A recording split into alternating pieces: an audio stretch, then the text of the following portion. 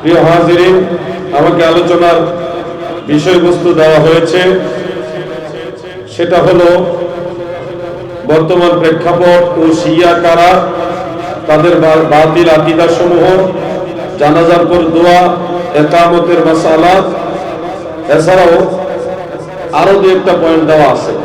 আমি সবগুলি বিষয়ে কথা বলার চেষ্টা করব ইনশাআল্লাহ। ইসলাম শান্তির ধর্ম। ইসলামের মূল বাণী হলো শান্তি। ইসলাম যেমনি ভাবে মুসলমানের শান্তির বিধান করেছে, ইসলাম অন্যান্য ধর্মের মানুষকে নিরাপত্তার বিধানও করেছে।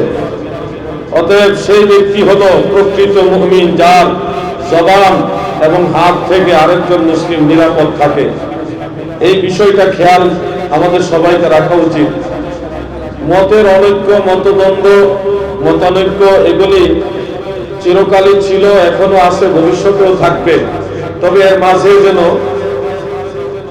মতের অনৈক্যের মাঝেও যেন ভদ্রতা, শালীনতা, প্রাঞ্জলতা, একটা মানুষের মতো আচরণ, যে মনুষ্যত্ববোধ, এটা থাকে। এটাই আমাদের কাম্য। আমরা যারা আছি, আমরা সবাই মুসলিম। মুসলমানদের মাঝে ৭৩টা ফেরকা, এর মধ্যে একটা ফেরকায় জান্নাতি, সেটা হলো আহলে সুন্নাত ওয়াল জামাত। সংক্ষেপে ওটার নাম হলো সুন্নি জামাত। আমরা মুসলিম, তবে ৭২ ফেরকার মুসলিম না, আমরা জান্নাতি ফেরকা আহলে সুন্নাত ওয়াল জামাতের মুসলিম। চিরদিন সমস্ত আউলিয়া কেরাম ইসলামের খেদমত যারা করে গেছেন, সবাই নিজেদেরকে আহলে সুন্নাত ওয়াল জামাতের অনুসারী দাবি করেছেন। ইমাম আবু হানিফা রাহমাতুল্লাহ আলাইহি, ইমাম মালিক ইবনে আনাস রাহমাতুল্লাহ আলাইহি, ইমাম আবু আব্দুল্লাহ মুহাম্মদ ইবনে ইদ্রিস আশ-শাফিঈ রাহমাতুল্লাহ আলাইহি, ইমাম আহমদ বিন হাম্বল রাহমাতুল্লাহ আলাইহি, চারো মাযহাবের ইমামগণ, এমনকি চার তরিকার ইমামগণ, অন্যান্য তরিকতের ইমামগণ, হাদিসের ইমামগণ, তাফসীরের ইমামগণ, ফিকহের ইমামগণ, তারিখের ইমামগণ, আকায়েদের ইমামগণ, সমস্ত ইমাম কেরাম নিজেদেরকে আহলে সুন্নাত ওয়াল জামাতের মতাদর্শী দাবি করেছেন। আমরাও সিরাতুল মুস্তাকিমের অনুসারী হিসেবে নিজেদেরকে আহলে সুন্নাত ওয়াল জামাতের প্রতি রাখতে চাই। সূরা ফাতিহা আপনারা সবাই তেলাওয়াত করেন, আজকেও তেলাওয়াত করছেন ইশারের নামাজে। আলহামদুলিল্লাহি রাব্বিল আলামিন আর রহমানির রহিম মালিকি ইয়াউমিদ্দিন। এই যে সূরা ফাতিহা প্রতিটা নামাজে, প্রতিটা রাকাতে তেলাওয়াত করি, এই সূরার শেষের দিকে আল্লাহ তাআলা আমাদেরকে একটা ডিরেকশন দিয়েছেন, ইহদিনাস সিরাতাল মুস্তাকিম সিরাতাল্লাযীনা আন'আমতা আলাইহিম। এটুকু আয়াত আপনি যদি অনুসরণ করেন, ফলো করেন, তাহলে আপনাকে ৭২ ফেরকা বিভ্রান্ত করতে পারবে না। অর্থ হলো ইহদিনাস সিরাতাল মুস্তাকিম, আল্লাহ আমাদেরকে সরল সঠিক পথে পরিচালিত করুন। সিরাতাল্লাযীনা আন'আমতা আলাইহিম, যেই পথে আপনার অনুগ্রহপ্রাপ্ত, নিয়ামতপ্রাপ্ত বান্দারা পরিচালিত হয়েছে। অনুগ্রহপ্রাপ্ত বান্দা কারা? এটাও আল্লাহ তাআলা বলে দিয়েছেন, মিনান নাবিয়্যিনা ওয়াস-সিদ্দীকিনা ওয়াশ-শুহাদাই ওয়াস-সালিহিন। নবীগণ, সিদ্দিক বান্দাগণ, শুহাদাই কেরাম এবং সালিহিন তথা আল্লাহর ওলিগণ যেই পথে ছিল, ওই পথটাই হলো সিরাতুল মুস্তাকিম।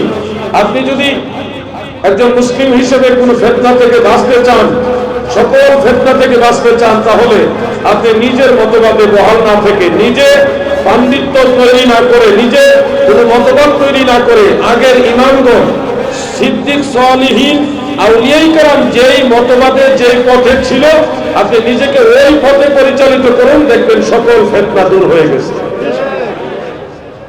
দাদু ভাই আমার, গভীর মনোযোগ। ফিতনার যুগে আপনাদেরকে সংক্ষেপে এই একটা পয়েন্ট মনে রাখার জন্য বলবো। যদি অনেক ভাইয়েরা নিজেরাই বড় বড় ইমাম সাজে, নিজেরা মাসালা দেয়, নিজেই ফয়সালা দেয়, কোনো বিষয়ে যদি ইখতিলাফ হয় বা আপনার মতদ্বন্দ্ব হয়, আপনার বুঝে না আসে, তখন আপনার উচিত কি যে এই ব্যাপারে আহলে সুন্নাত ওয়াল জামাতের ইমামগণ কি বলেছেন। আপনি যদি হানাফি হন, তাহলে হানাফি মাযহাবের ফুকাহায়ে কেরামের ৬টা তবকা আছে। কয়টা তবকা? ৬টা।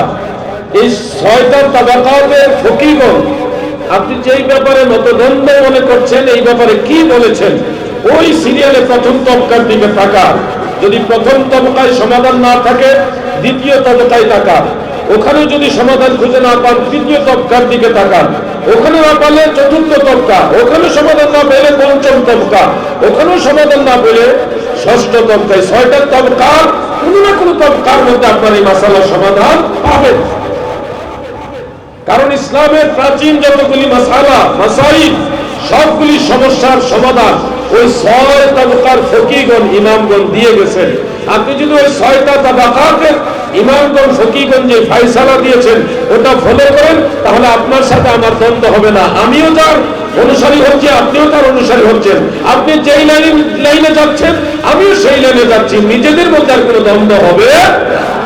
যদি ইমামদেরকে ফলো না করেন, ফুকাহাই কেরামকে ফলো না করেন, তখন দেখা যাবে আপনি আপনার মতকে প্রতিষ্ঠা করতে চাবেন, আমি আমার মতকে প্রতিষ্ঠা করতে চাইব, তখন আপনার আর আমার মাঝে দ্বন্দ্ব লাগবে। এটা কোনদিন আর মিট হবে। এই জন্য দাদু ভাই আমার, পবিত্র কোরআনের আরেক জায়গায় আমার আল্লাহ তাআলা স্পষ্ট করে বলেছেন, وَمَن يُشَاقِقِ الرَّسُولَ مِن بَعْدِ مَا تَبَيَّنَ لَهُ الْهُدَى وَيَتَّبِعْ غَيْرَ سَبِيلِ الْمُؤْمِنِينَ نُوَلِّهِ مَا تَوَلَّى وَنُصْلِهِ جَهَنَّمَ وَسَاءَتْ مَصِيرًا। আমার আল্লাহ বলেন, হেদায়েত প্রকাশিত হওয়ার পরে, হেদায়েত প্রকাশিত হওয়ার পরেও যারা রাসূলের আনুগত্যের অস্বীকৃতি জানাবে, নবী মানবে না, নবীর আনুগত্য যারা করবে না গো, এবং মুমিনদের পথ বাদ দিয়ে ভিন্ন পথে যারা চলবে, ওয়ায়াত্তাবি গায়রা সাবিলিল মুমিনিন, মুমিনদের পথ বাদ দিয়ে যারা ভিন্ন পথে চলে, নুআল্লিহি মা তাওয়াল্লা, আমার আল্লাহ বলেন তাদেরকে আমি ওইভাবেই চালাবো যেভাবে সে চলতে চায়। আপনি যদি শিয়া হইতে চান, আল্লাহ আপনাকে শিয়া পথেই চালাবে। আপনি যদি খারিজি হইতে চান, আপনাকে আল্লাহ খারিজি পথে চালাবে। আপনি যেটা চাইবেন ওই পথে আমার আল্লাহ চালাইবে। ওয়ানুসলিহি জাহান্নামা, কিন্তু আখিরাতে আল্লাহ আপনাকে জাহান্নামে নিক্ষেপ করবে। ওয়াসাআত মাসীরা, আর এই জাহান্নাম কতই না ভয়ঙ্কর নিকৃষ্ট জায়গা। ও ভৈরবের নবীর প্রেমিকেরা গো, জান্নাতে যদি যাইতে চাও, আল্লাহ তাআলাকে যদি পাইতে চাও, নবীকে যদি পাইতে চাও, তোমার রাস্তা হলো নবী মানা, নবীর উম্মতের মধ্যে যারা সালিহিন সিদ্দিকীন তাদের পথে চলো। আল্লাহর ওলিরা যে পথে চলেছে ওই পথে চলো, ওটাই আমার আল্লাহর জান্নাতের পথ। সুবহানাল্লাহ। আমরা নিজেরা ইমাম হব না, আমরা ইমামদের অনুসারী হব, তাহলে নিজেদের মধ্যে আর কোনো দ্বন্দ্ব দেখা দিবে না। আপনি শিয়া, খারিজি, রাফিজি, মুতাজিলা, মুজাসসিমা, হারুরিয়া, জাহমিয়া, কাদিয়ানী, আরো যত ফিরকায়ে বাতিলা, সমস্ত ফিতনা থেকে বাঁচতে চান, আপনি নিজেকে জান্নাতে নিতে চান, আপনি নিজেকে হকের উপর রাখতে চান, তাহলে আল্লাহর আউলিয়াগণ, ইমাম বুখারী, ইমাম মুসলিম, ইমাম আবু দাউদ, ইমাম তিরমিজি, ইমাম নাসাই, ইমাম ইবনে মাজাহ, ইমাম আবু হানিফা, ইমাম শাফিঈ, ইমাম মালিক, ইমাম আহমদ বিন হাম্বল, এই সমস্ত আউলিয়া কেরাম, এই সমস্ত আইম্মায়ে কেরাম, হুজুর গাউসুস সাকালাইন, শেখ সৈয়দ মহিউদ্দিন আব্দুল কাদের জিলানী, বাগদাদি, খাজা গরিব নওয়াজ, মুঈনুদ্দিন চিশতি, আজমেরি, সঞ্জরি, খাজা বাহাউদ্দিন নকশবন্দ, আল বুখারী, ইমাম রব্বানী, হযরত মুজাদ্দিদ আল ফিসানি, হযরত শাহজালাল ইয়ামিনী, এই সমস্ত আল্লাহর ওলিরা যেই পথে গিয়েছে তুমি সেই পথে হাঁটো, তোমার ঠিকানা আল্লাহর জান্নাত হবে। ঠিক না বেঠে?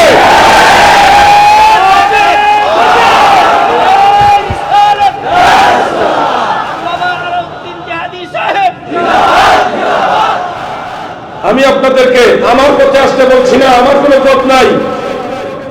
আমি আপনাকে আল্লামা ডক্টর কাফিলুদ্দিন সরকার সাহেবের পথে যাইতে বলছি না, ওনারও কোনো পথ নাই। আমরা সবাই নবীর পথের লোক, আমাদের কারো কোনো দল নাই। আল্লামা মুফতি মাহমুদুল হাসান সাহেবের ব্যক্তিগত কোনো দল নাই। আমরা সবাই এই যে ভৈরবের যত সুন্নি উলামায়ে কেরাম, ফুজালায়ে কেরাম, ফুকাহায়ে কেরাম, আমাদের কারো কোনো দল নাই। আমরা মদিনাওয়ালার দলে পারেন, সব ঠিক হয়ে যাবে, কোনো দ্বন্দ্ব দেখা যাবে না। দাদু পাগলামি করো না, বহু মানুষ আল্লাহ দুনিয়াতে পাঠাইছে, সবাই হয়েছে নিয়ে গেছে, তোমাকেও নিয়ে যাবে, আমাকেও নিয়ে যাবে, কাউকে রাখবে না, কাউকে রাখবে না, আল্লাহ পাঠাইছে আবার নিয়ে যাবে। অতএব আমরা যেই কদিন দুনিয়াতে আসি মদিনাওয়ালার পথে থাকবো, নবীর তরিকা থাকবো। রাজি আছেন? দাদু মাইকলা ভাই ইকো টোটাল বন্ধ করেন, আমি ডিজিটাল মুল্লা না, আমি নরমাল মুল্লা। আমারে নরমাল সাউন্ড দেন আর ভলিউমটা আরেকটু, ফোনটা একটু মোটা করে চিকন করে ফেলছে, গলা টানতেছে। আল্লাহুম্মা সাল্লি আলা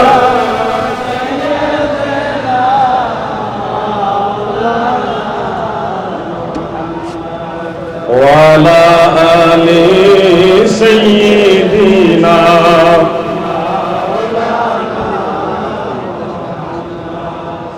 নবী তোমাকে পাইল যারা, ধন্য তাদের জীবনে, ভয় নাই তাদের কোন কালে, ভয় নাই তাদের মরণে। আল্লাহুম্মা মারহাবা।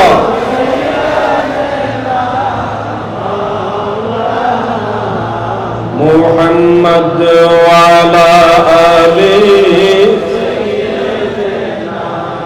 মাওলানা। এই যে একটা দুরূদ শরীফ আমরা পড়লাম, সুর ধরে সমস্বরে সবাই মিলে একসাথে দুরূদ শরীফ পড়ছি, পড়ছেন না আপনারা? যুবক ভাইরা তোমাদের দৃষ্টি আকর্ষণ করছি, শোনো ভাই, অনেকেই এই দুরূদ শরীফ তো পড়েই না, উল্টা এই দুরূদ শরীফ পড়লে আমাদেরকে একটা দেয়, কি বলে এটাকে, একটা লকব দেয়, লকব। আমরা বলে বেদাতি দুরূদ পড়ি। আসলে সেই ভাইগুলিকে আমি অনুরোধ করবো, বিনয়ের সাথে অনুরোধ করবো, শুনুন, আপনি বলতেছেন হাদিসে যে দুরূদ আছে সেই দুরূদ মানে দুরূদ ইব্রাহিম পড়তে হবে, এছাড়া অন্য কোন দুরূদ পড়লে আপনি বেদাতি দুরূদ বলে আখ্যা দিচ্ছেন। ভাই, আপনি যে দুরূদ ইব্রাহিম বলে যেটাকে আখ্যা দিচ্ছেন, এটার নাম তো দুরূদ ইব্রাহিম না, এই নামটাও তো আপনার আমার দেওয়া, মানে বেদাত। এই নামটাও বেদাত। এই নামটা কি? বেদাত। এটার নাম দুরূদ ইব্রাহিম নয়। আপনি মিশর যান, বাগদাদ যান, বসরায় যান, সিরিয়াতে যান, সৌদি আরবে যান, আপনি সারা ওয়ার্ল্ডে ঘুরে দেখবেন দুরূদ ইব্রাহিম নামে অন্য দেশের মানুষ এটা চিনি না। ভারত, বাংলা, পাকিস্তানের অনেকে এটাকে দুরূদ ইব্রাহিম নামে নামকরণ করেছে, কিন্তু সারা পৃথিবীর মুসলমান এটাকে যেই দুরূদ নামে চিনে সেটার নাম হলো সালাতু ফিত তাশাহুদ। সালাতু ফিত তাশাহুদ। আপনি যদি বুখারী শরীফের শরহ ফাতহুল বারী খুলেন, ইমাম বাইহাকির সুনানুল কুবরা খুলেন, ইমাম দারাকুতনির সুনান খুলেন, অন্যান্য হাদিস গ্রন্থগুলি খুললেন, নাসাই শরীফ সহ সবগুলি কিতাবে দেখবেন এটার নাম হলো সালাতু ফিত তাশাহুদ, মানে তাশাহুদে পাঠ করার দুরূদ, নামাজের দুরূদ। কিসের দুরূদ? নামাজের দুরূদ। কিন্তু আমরা এটা নাম বানাই দিয়েছি দুরূদ ইব্রাহিম, অথচ ইব্রাহিম নবীর নাম হইলো পরে, আমাদের নবীর নাম হইলো আগে। আল্লাহুম্মা সাল্লি আলা মুহাম্মদ ওয়া আলা আলি মুহাম্মদ কামা সাল্লাইতা আলা ইব্রাহিম ওয়া আলা আলি ইব্রাহিম। বলেন তো ইব্রাহিম নবীর নাম আগে না আমাদের নবীর নাম আগে? যারাই না এই দুরূদ শরীফের নাম দুরূদ ইব্রাহিম বানাইছেন, নিশ্চয়ই তারা না কোনো ভাবে মদিনাওয়ালার প্রতি একটু আর নজরে তাকায়া আগের নাম না দেখা পরের নামটা বাছাই করছে। দাল মে কুছ কালা হ্যায়, কিছু না কিছু ভেজাল হয়তো থাকতে পারে। পাগলামি করবে না। শোনো, হাদিসের কিতাবে সমস্ত আইম্মায়ে কেরাম এটার নাম দিয়েছে সালাতু ফিত তাশাহুদ, তাশাহুদের দুরূদ, নামাজের দুরূদ। দাদু, এই দুরূদ ছাড়া অন্য দুরূদ পড়া যাবে না, তাকে পড়লে তাকে বেদাতি বা বেদাতি দুরূদ এই ধরনের আখ্যা দেওয়া কখনোই কোনো মুহাক্কিক আলেমের কাজ না। আমি আপনাকে বোঝার জন্য বলি গো, একটা দুরূদকে বাইন্ডিং করে দেওয়াই হলো বেদাত। অর্থাৎ দুরূদ ইব্রাহিম নাম দিয়ে শুধু এটাকেই আপনি পড়ছেন, এটাকেই মানুষকে শিক্ষা দিচ্ছেন, এটার উপরে মুসলমানদেরকে নির্ধারণ করে দিচ্ছেন। এই যে দুরূদ ইব্রাহিমের উপরে আপনি মানুষকে একটা জায়গায় স্থির করে দিচ্ছেন, এটাই হলো বেদাত। আল্লাহর নবী শুধু একটা দুরূদে সাহাবায়ে কেরামকে বাইন্ডিং করে দেননি। আপনি হাদিসের কিতাবগুলি খুলেন, আমি টোটালি 81 প্রকার দুরূদ পাইছি। হয়তো তালাশ করলে আরো বেশি পাবো, আমার চাইতে আরো অনেকে হয়তো আরো বেশি পাইছে। আমি এটা পাইছি 81 প্রকার দুরূদ শরীফ আমি পাইছি, হাদিসের কিতাবগুলি গবেষণা করে পাইছি। এমনকি আপনি যেটাকে দুরূদ ইব্রাহিম বলছেন, এটাও আলফাজের ব্যবধানে বহু রকম আছে, বহু রকম। আমরা শুধু একটা না করি, আরো আছে। এই দুরূদ শরীফ আরো ভিন্ন ভিন্ন ভাবে আছে।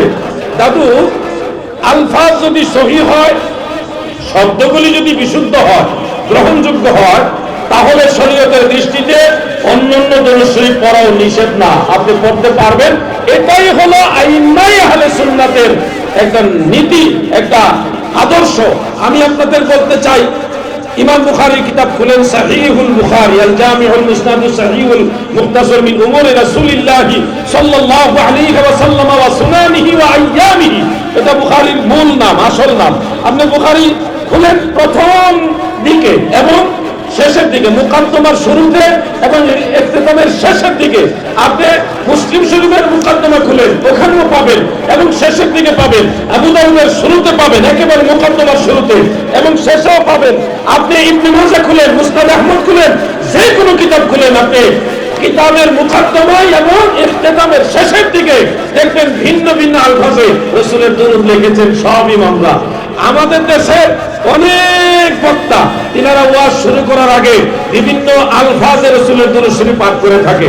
যেমন নাহমাদুহু ওয়া নুসাল্লি ওয়া নুসাল্লিমু আলা রাসূলিহিল কারীম, অথবা আলহামদুলিল্লাহি রাব্বিল আলামিন ওয়াস সালাতু ওয়াস সালামু আলা রাসূলিহিল কারীম।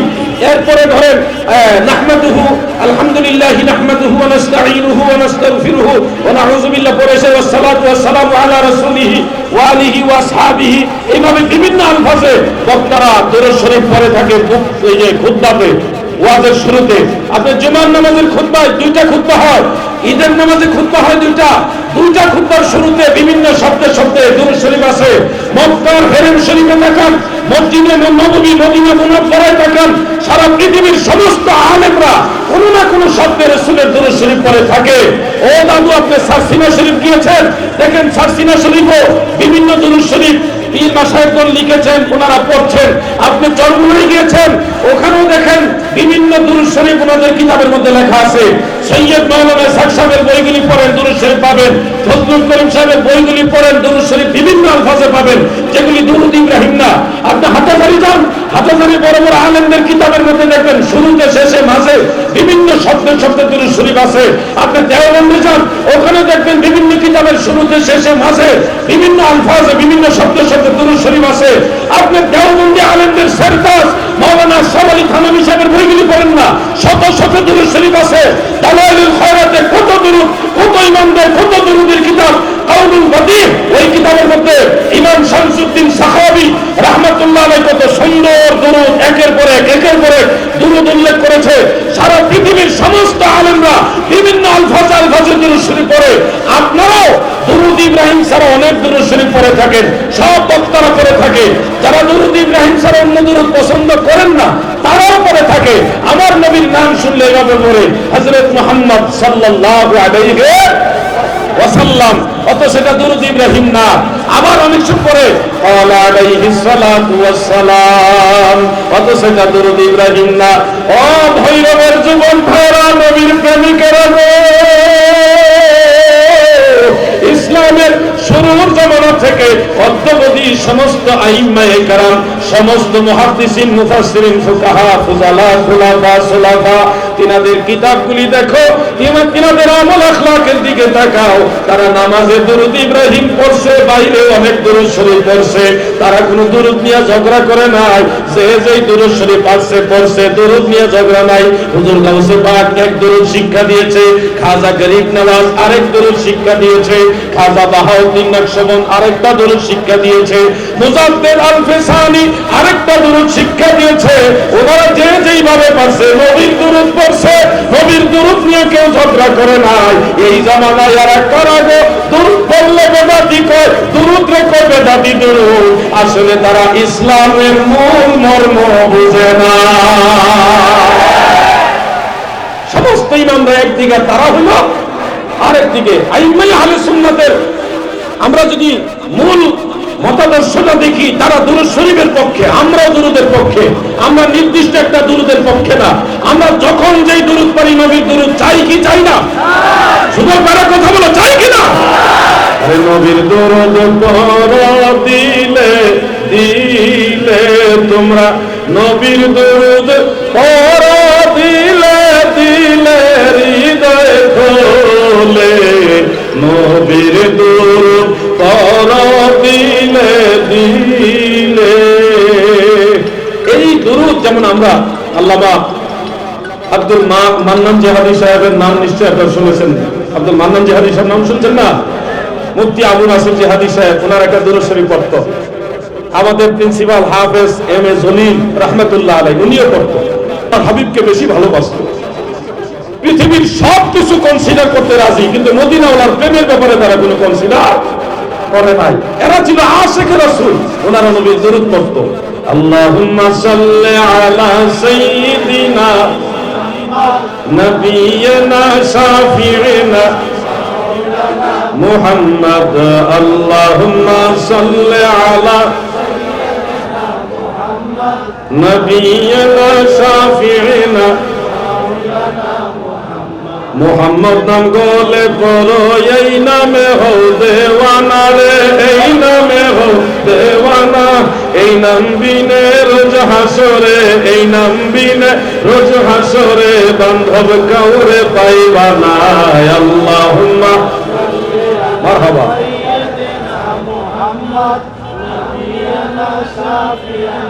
মাওলানা মুহাম্মদ, আল্লাহুম্মা। আপনারা কি ক্লান্ত নাকি? দুরূদের আওয়াজ নাই কেন? নবিয়িনা শাফিঈনা। দাদু খুব খেয়াল করে শুনবেন, পবিত্র কোরআনের একটা নির্দেশনা রয়েছে। আল্লাহ তাআলা বলেছেন, ইয়া আইয়ুহাল্লাযীনা আমানু সাল্লু আলাইহি ওয়া সাল্লিমু তাসলিমা। ইমানদার বান্দা বান্দিরা গো,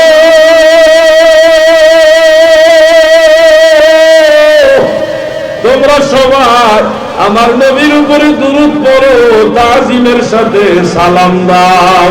নবীর উপরে দুইটা জিনিসের হুকুম দিয়েছে আল্লাহ, একটা হলো দুরূদ আর একটা হলো সালাম। একটা দুরূদ আর একটা কি? সাল্লু মানে দুরূদ পড়ো, সাল্লিমু মানে সালাম দাও। দুরূদ সালাম পড়ার হুকুম দিছে কে?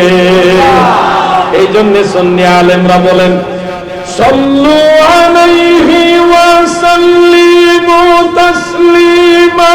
পাক কোরআনের ঘোষণা, নবীর উপর দুরূদ পড়া, নবীজিকে সালাম দেওয়া স্বয়ং আল্লাহ পাকের ঘোষণা। আল্লাহুম্মা মারহাবা নবিয়িনা। অনেক ভাইরা দাঁড়িয়ে আছেন, আপনারা বসে যান না ভাই। আল্লাহুম্মা, বাইরের মাইকগুলির আওয়াজ দাও ভাই। তোর ব্যবসা আল্লাহ রহমত দিন, আমি দোয়া করুন, কিপটামি করিস না, খাস করে দোয়া করুন। মুহাম্মদ, আল্লাহুম্মা সাল্লি আলা নবিয়িনা শাফিঈনা। দাদু গো আমার গভীর মনোযোগ, দুরূদ শরীফ নিয়ে যারা ঝগড়া করে, বেদাতের আখ্যা লাগায়, বেদাতের প্রলেপ লাগায়, আমি তাদেরকে অনুরোধ করব, ইসলাম বুঝো, নিজেরা গবেষণা করো। দেখো হাফেজ ইবনে হাজার আসকালানী রাহমাতুল্লাহ আলাইহি বুখারী শরীফের শরহ ফাতহুল বারীর মধ্যে ওই যে সালাতু বিত তাশাহুদ, তাশাহুদের যে দুরূদ শরীফ, এটা ব্যাখ্যা করতে গিয়ে পবিত্র কোরআনে সাল্লু আলাইহি ওয়া সাল্লিমু তাসলিমা, এই দুইটা বিষয় সমন্বয় করে ইমাম নববী রাহমাতুল্লাহ আলাইহি আল আযকারের মধ্যে এবং আল মাজমু' শারহে মুহাজ্জাব সেই কিতাবের মধ্যে পরিষ্কার উনি ফতোয়া উল্লেখ করেছেন, কোন মজলিসের মধ্যে কেউ যদি শুধু দুরূদ শরীফ পড়ে, সেটা দুরূদ ইব্রাহিম হোক আর অন্য দুরূদ শরীফ হোক, শুধু দুরূদ শরীফ পড়েছে কিন্তু একবারও নবীজিকে সালাম দেয় নাই, তাহলে সেটা মাকরুহ হবে। কি হবে? মাকরুহ হবে। কিন্তু দুরূদ শরীফ পড়ার সাথে একবারও যদি নবীজিকে সালাম দেয়, তখন এটা মাকরুহ হবে না। কারণ আল্লাহর নির্দেশ, সাল্লু আলাইহি ওয়া সাল্লিমু তাসলিমা, দুরূদ পড়ো, সালাম দাও। এই জন্য সুন্নি মুসলমানেরা মাহফিলে মজলিসে যেখানে দুরূদ পড়ে, সেখানে একবার হলো নবীকে সালাম দেয়। ঠিক না? সালাতু সালাম জানাই দুরূদ সালাম আপনার উপরে নবী গো আমরা গুনাহগারে সবাই সালাতু সালাম জানাই দুরূদ সালাম মাশাআল্লাহ পরে নবী গো আমরা গুনাহগারে কোরআনে শুনেছি আমি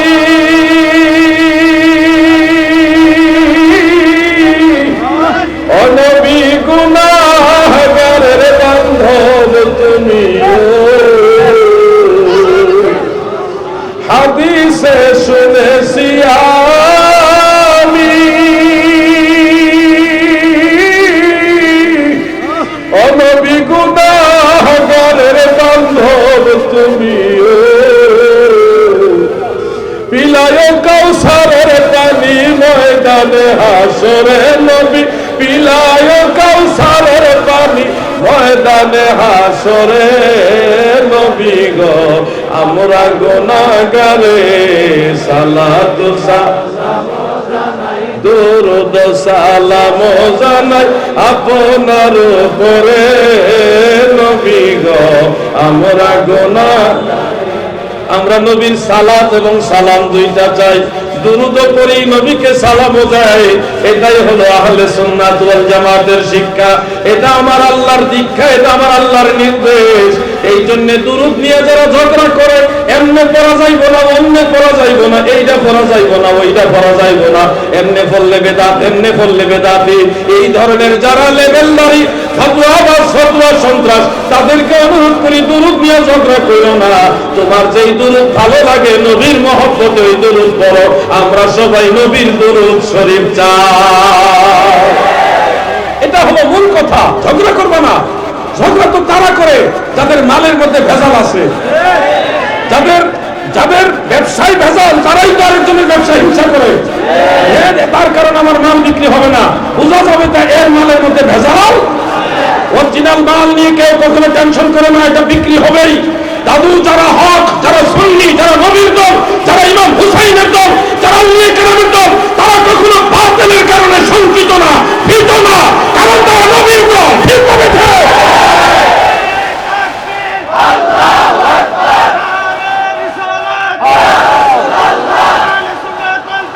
জিন্দাবাদ জিন্দাবাদ নবীর ওলির দুশমনেরা হুশিয়ার সাবধান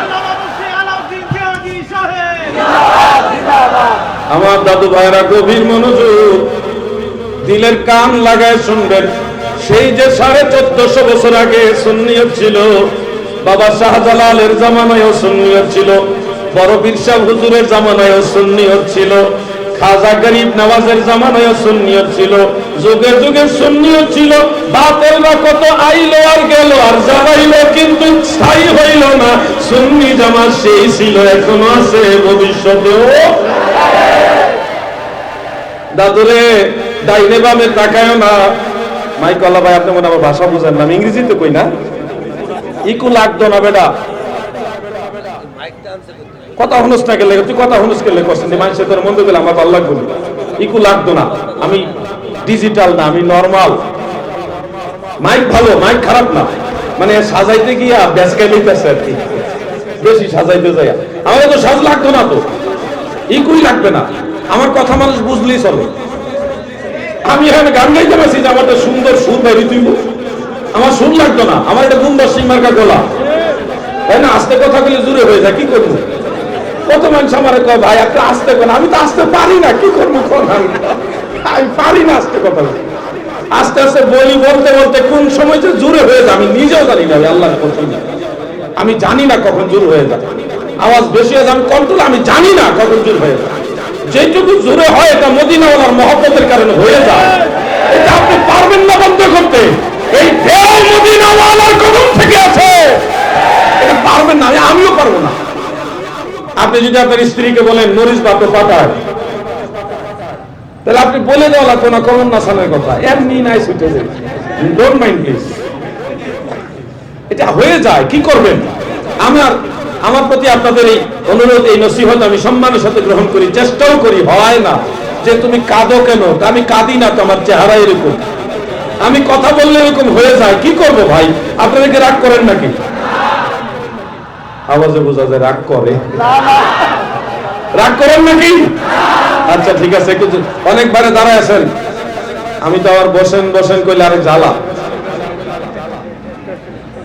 কেন কইতাম ইজলিস ইজলিস ইজলিস ইজলিস, মানে বসেন বসেন, অসুবিধা নাই, এটা কইলে ভণ্ড হয় না।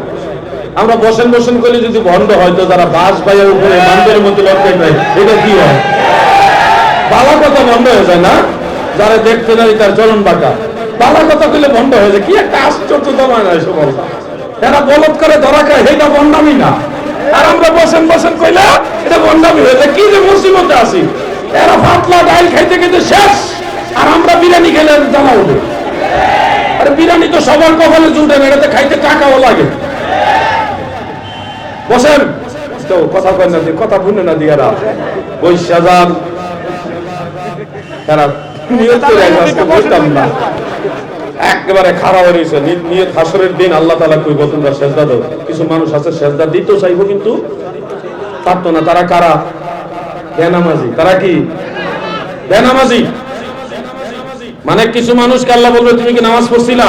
তারা আল্লাহর দরবারে বলবে আল্লাহ আমি নামাজ পড়ছি, আল্লাহর সাথে মিথ্যা কথা বলবে।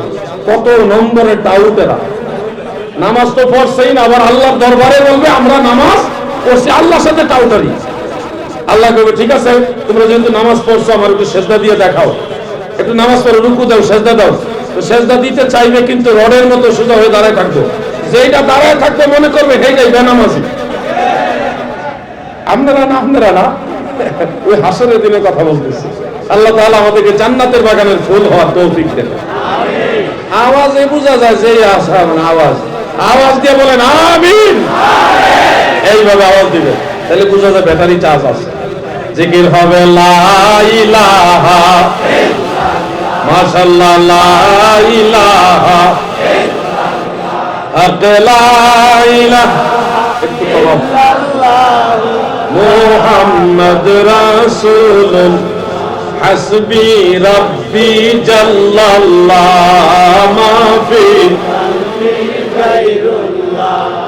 নূর মুহাম্মদ সাল্লাল্লাহ, লা ইলাহা ইল্লাল্লাহ, লা ইলাহা লা ইলাহা ইল্লাল্লাহ মুহাম্মাদুর রাসূলুল্লাহ সাল্লাল্লাহু আলাইহি ওয়াসাল্লাম। আমার দাদু ভাইরা গো, যুবক ভাইরা মনোযোগ দিয়ে কথাগুলি শোনো, কাজে লাগবে। এই ফিতনার যুগে কত কিছু নিয়ে তো ঝগড়া। আমি দুরূদ শরীফ নিয়ে একটু কথা বলবো। মিলাদের ব্যাপারটা আমি পরে বলতেছি। মিলাদ এবং কিয়াম এটা নিয়ে সারা দেশে কিছু না কিছু একতলাপ আছে। মুশকিল, কোন দিকে যাবো রে ভাই? সারা অঙ্গে ব্যথা, সারা অঙ্গে ব্যথা, মলম দিব কোথায়? আলোচনা যে করব, আমলি ওয়াজ করলে আমলেও ঝামেলা ঢুকে গেছে। এখন নামাজ পড়তে গেলে ঝামেলা। কিছু লোক আছে হঠাৎ করে নামাজ পড়তেছি, হঠাৎ করে আমিন, ভয় পায় যায় এত জোরে আমিন। আবার পুরুষ লোক মহিলাদের মতো নামাজ পড়তেছে, লেডিস নামাজ। মানে কি যে একটা অবস্থা, মুসিবতে আছি আমরা। আত্তাহিয়াতু পড়তেছি, দাদু আপনি আত্তাহিয়াতু পড়তেছেন, আত্তাহিয়াতু লিল্লাহি ওয়াস সালাওয়াতু তাইয়্যিবাতু পড়তেছেন না?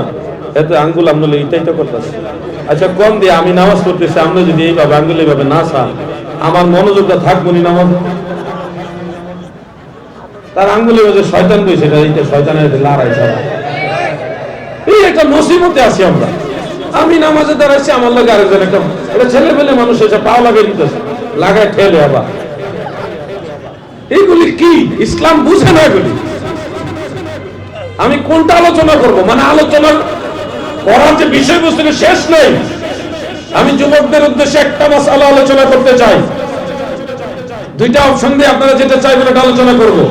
একটা হলো রফউলিয়া দেন বারবার, এই যে বারবার এটা করে এটা, আরেকটা হলো আমিন জোরে না আসতে। কোনটা করব? সালাক আছে বাঙালি জানো। আমি কইছি যে কোনো একটা দুটোটাই। মাদারুজুন নবুয়তের মধ্যে একটা ঘটনা পাইছি। এক যুদ্ধের ময়দানে হযরত আবু কাতাদা রাদিয়াল্লাহু আনহু জিহাদ করতেছেন। ওই সময় ঘটনাক্রমে একটা তীর এসে আবু কাতাদার চোখের ভিতরে ঢুকে গেছে। দেখেন, ঢোকার পরে উনি সাহস করে তীরটা টান দিলেন, তীরের সাথে ওনার চোখের ভিতর থেকে চোখের যে ডিম এটাও বের হয়ে গেছে। তীরটা ফেলে দিলেন, চোখের ডিমটা এইভাবে হাত দিয়ে চাপ দিয়ে ধরে আরেকটা চোখ দিয়ে দেখে দেখে হযরতে আবু কাতাদা রাদিয়াল্লাহু আনহু আল্লাহ রাসূলের কদম মোবারকের কিনারে গিয়ে দাঁড়ালেন। আমার নবীজিকে ডাক দিয়ে বলেন, নবী গো,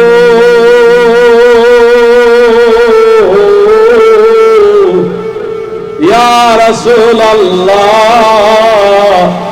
আমার চোখের ডিম বের হয়ে গেছে, আমি অন্ধ হয়ে গেছি। ইয়া রাসূলুল্লাহ, আমার একটা চোখ যদি অন্ধ হয়ে যায়, আমার স্ত্রী আমাকে পছন্দ করবে না। কে পছন্দ করবে না? আমার স্ত্রী আমাকে পছন্দ করবে না, লোকেরা আমাকে পছন্দ করবে না। ওগো নবীজি, আমার চোখ বের হয়ে গেছে। আল্লাহর হাবিব আবু কাতাদার দিকে তাকায় আর বলে, তুমি চোখ চাও না পরকাল চাও? আবু কাতাদা আপনাদের মতো বুদ্ধি করে উত্তর দিছে, ইয়া রাসূলুল্লাহ, আমি চোখও চাই, পরকালও চাই। আমি জিগাইলাম, জুরে আমিনের কথা কমু, আমিনের মাসালা কমু না রফুলিয়াতের কথা কমু? আপনারা দুটোটা চাইলেন। ওই সাহাবী বলছিল, আমি চোখও চাই, পরকালও চাই। দয়াল নবীজি মুস্কি হেসে দিলেন।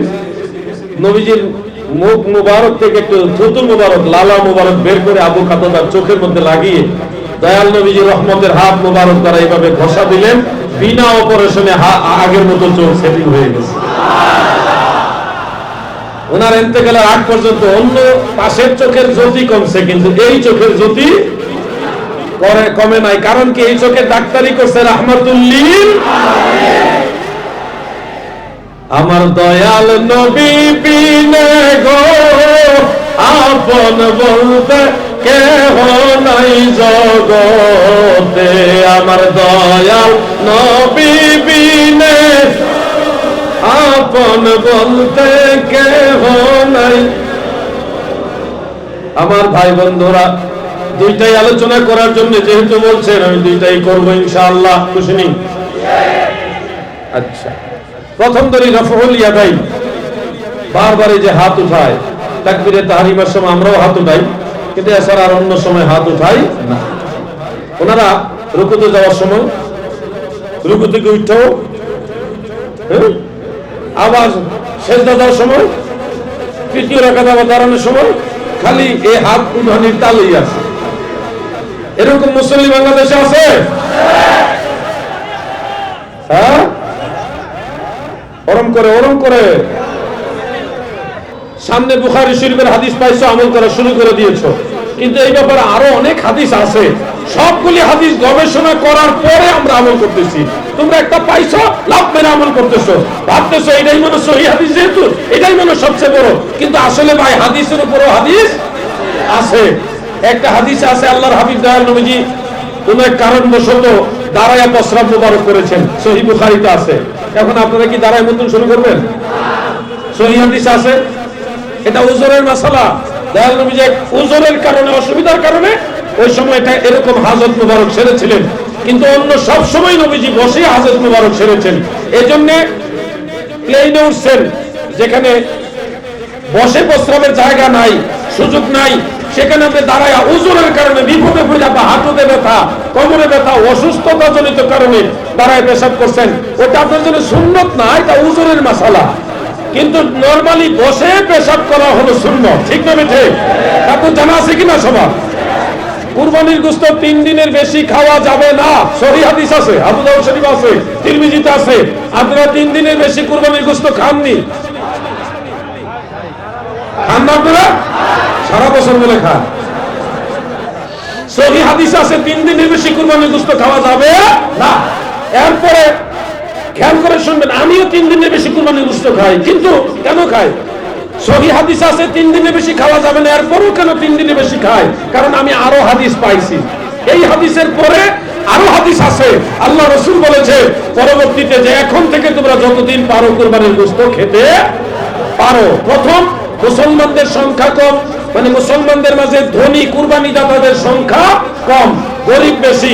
এই জন্য নবীজি 3 দিন বাইন্ডিং করে দিয়েছেন, নির্ধারিত করে দিয়েছেন, যেন কুরবানি দাতারাও কুরবানি গোশত খায়, যারা কুরবানি দেয়নি তারাও কুরবানি গোশতের ভাগ পায়, সবাই যেন ঈদের আনন্দ ভাগাভাগি করে নিতে পারে।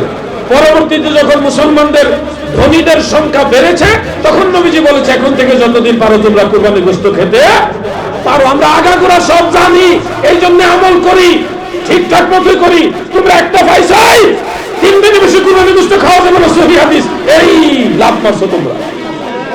রান্না করা গোশত খাইলে ওযু ভেঙে যায়। মুরগির গোশত, গরুর গোশত, উটের গোশত, রান্না করা গোশত খাইলে ওযু থাকে না, সহিহ হাদিস আছে। আপনারা ওযু করে ধরেন বিয়ে বাড়ি গেছেন, গরু গোশত খাইয়েছেন, এই ওযু করে খাইছেন, পরে আবার এই ওযু দিয়ে নামাজ পড়া যায়নি? কথা কয় না, কইব যে আমি তো নামাজই পড়ি না, তা আমি জানবো কেমন? নাকি নামাজ ছাড়া কোনো তরিকা নাই, নামাজ ছাড়া কোনো গতি, নামাজ পড়তে হবে। আমি নামাজের আলোচনা আসতেছি একটু পরে, শুধু এটা বোঝানোর জন্য আপনাদের খেদমতে কথাগুলি পেশ করতেছি।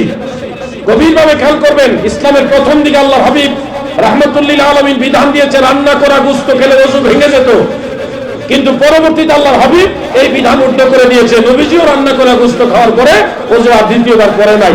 এজন্য আগের হাদিসও আমরা জানি, পরের হাদিসও জানি, এই জন্য আমরা পুরোপুরি মানি। একটা পরে লাভ করি না। ও ভাই, আমাদেরকে ভুল বুঝবো না। শোনো শোনো, ইসলামের প্রথম যুগে কবর জিয়ারত নিষেধ ছিল।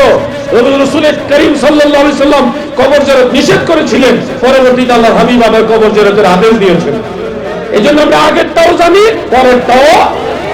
রাফউল ইয়াদাইন, আমার নবীজি ইসলামের প্রথম যুগে বারবার হাত উঠাইছে, কিন্তু পরবর্তীতে ইসলামের শেষ দিকে আমার নবীজি শুধু একবার হাত উঠাইছে। বারবার উঠানো এটা পরিত্যাগ করেছেন, বাদ দিয়ে দিয়েছেন। এই জন্য নবীজি যেটা ফাইনাল করেছেন ওইটাই আমরা মানি। আমরা দুইটাই জানি, বারবার হাত মুবারক উঠাইছেন ওটাও জানি, এবং নবীজি সর্বশেষ একবার হাত উঠানোর আমল ফাইনাল করেছেন এটাও জানি। দুইটাই জানি। রাসূলের পাক যেটা ফাইনাল করেছেন, রাসূলের সিদ্ধান্তের উপর আমরা অটল আছি। ঠিক না বেঠিক? এখন হয়তো বলবেন জিহাদি ভাই, আল্লাহর হাবিব সর্বশেষ একবার হাত উঠাইছেন, বারবার হাত উঠান নাই, এটা দলিল আমাদেরকে বুঝাই দেন। আমি 100 বার আপনাদের বুঝাইতে রাজি আছি। বুখারী শরীফের রেফারেন্স দিয়ে একটা ব্যাপার আমি বুঝাই, একটা হাদিস একজন সাহাবী রাওয়ায়াত দিয়ে বুঝাই। সহিহ বুখারীতে রাফউল ইয়াদাইন, বারবার হাত উঠানোর হাদিস 2টা আছে। কয়টা? আব্দুল্লাহ ইবনে ওমর থেকে 2টা। আমি কোন দলিল গোপন রাখি না, এইজন্য বাতিলরা আলাউদ্দিন জিহাদির নামটা শুনলে একটু টেনশন করে যায়, বস্তার মুখ খুলে দেয়, কোমর ফাঁস করে দেয়। এই জন্য তারা আমারে দেখতে পারে না। আমি তো কারো বিরুদ্ধে কথা বলি না, আমি মদিনাওয়ালার পক্ষে কথা বললে যদি কারো গায়ে লাগে আমার কিচ্ছু করার নাই। আমি সব সময় বলি, আমি 7 রাজার ধন ছেড়ে দিব, আকাশ চুম্বি স্বর্ণের পাহাড় দিলে তাও ছেড়ে দিব, গোটা দুনিয়া ছেড়ে দিব, কিন্তু মদিনাওয়ালার কদম মোবারক ছাড়বো না। কারণ নবী আমার ঈমান। জান গেলে আখিরাতে আল্লাহ আবার জান দিবে, ঈমান গেলে আর ঈমান পাবো। ঈমান ও মুহাব্বত আমার নবী মুস্তাফার গো, খাকে গলি মদিনার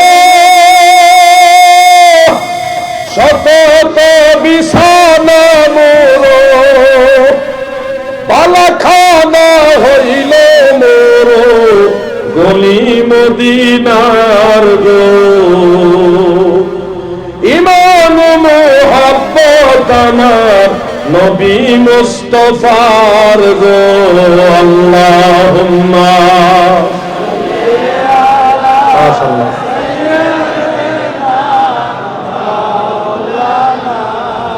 আরো অনেক ভাই আসছেন, আপনারা যদি মেহেরবানি করে বসেন, মন থেকে দোয়া করবো। বসেন ভাইজান, যুবক ভাইরা তোমরা বসো না, কত মানুষ দাঁড়ায় রয়েছে, সবাই বসলে মাহফিলটা গোলাপ ফুলের মতো ফুইটা ওঠে। সবাই বৈশা যান। এই ফুলা ভাই বস না কেন, কথা বলে কথা অনুষ্ঠান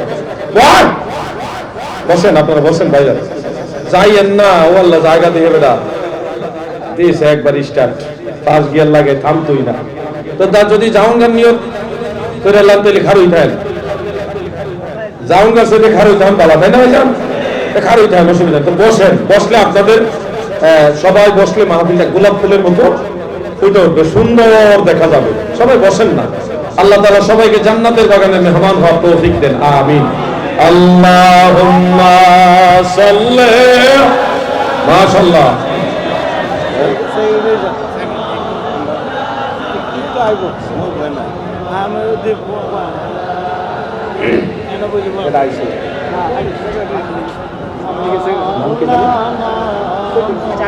আমাদের সেন্টু ভাই আওয়ামী লীগের ভৈরবের সুনামধন্য সুযোগ্য সেক্রেটারি জেনারেল জনাব, পুরো নাম কি সেন্টু ভাই? জাহাঙ্গীর আলম সেন্টু ভাই আমাদের মাঝে এইমাত্র আগমন করলেন। সবাই আমরা বলি নারে তাকবীর, নারে রিসালাত, আহলে সুন্নাত ওয়াল জামাত। জনাব জাহাঙ্গীর আলম সেন্টু ভাইয়ের আগমন সুন্নি জামাতের পক্ষ থেকে নারে তাকবীর, নারে রিসালাত। আমাদের মাঝে ইতিমধ্যে আরো উপস্থিত হয়েছেন বঙ্গবন্ধু রাষ্ট্রপতির সাবেক সচিব আমাদের প্রিয় বড় ভাই যারা আল্লাহুম্মা সাল্লি, মাশাআল্লাহ, মাওলানা মুহাম্মদ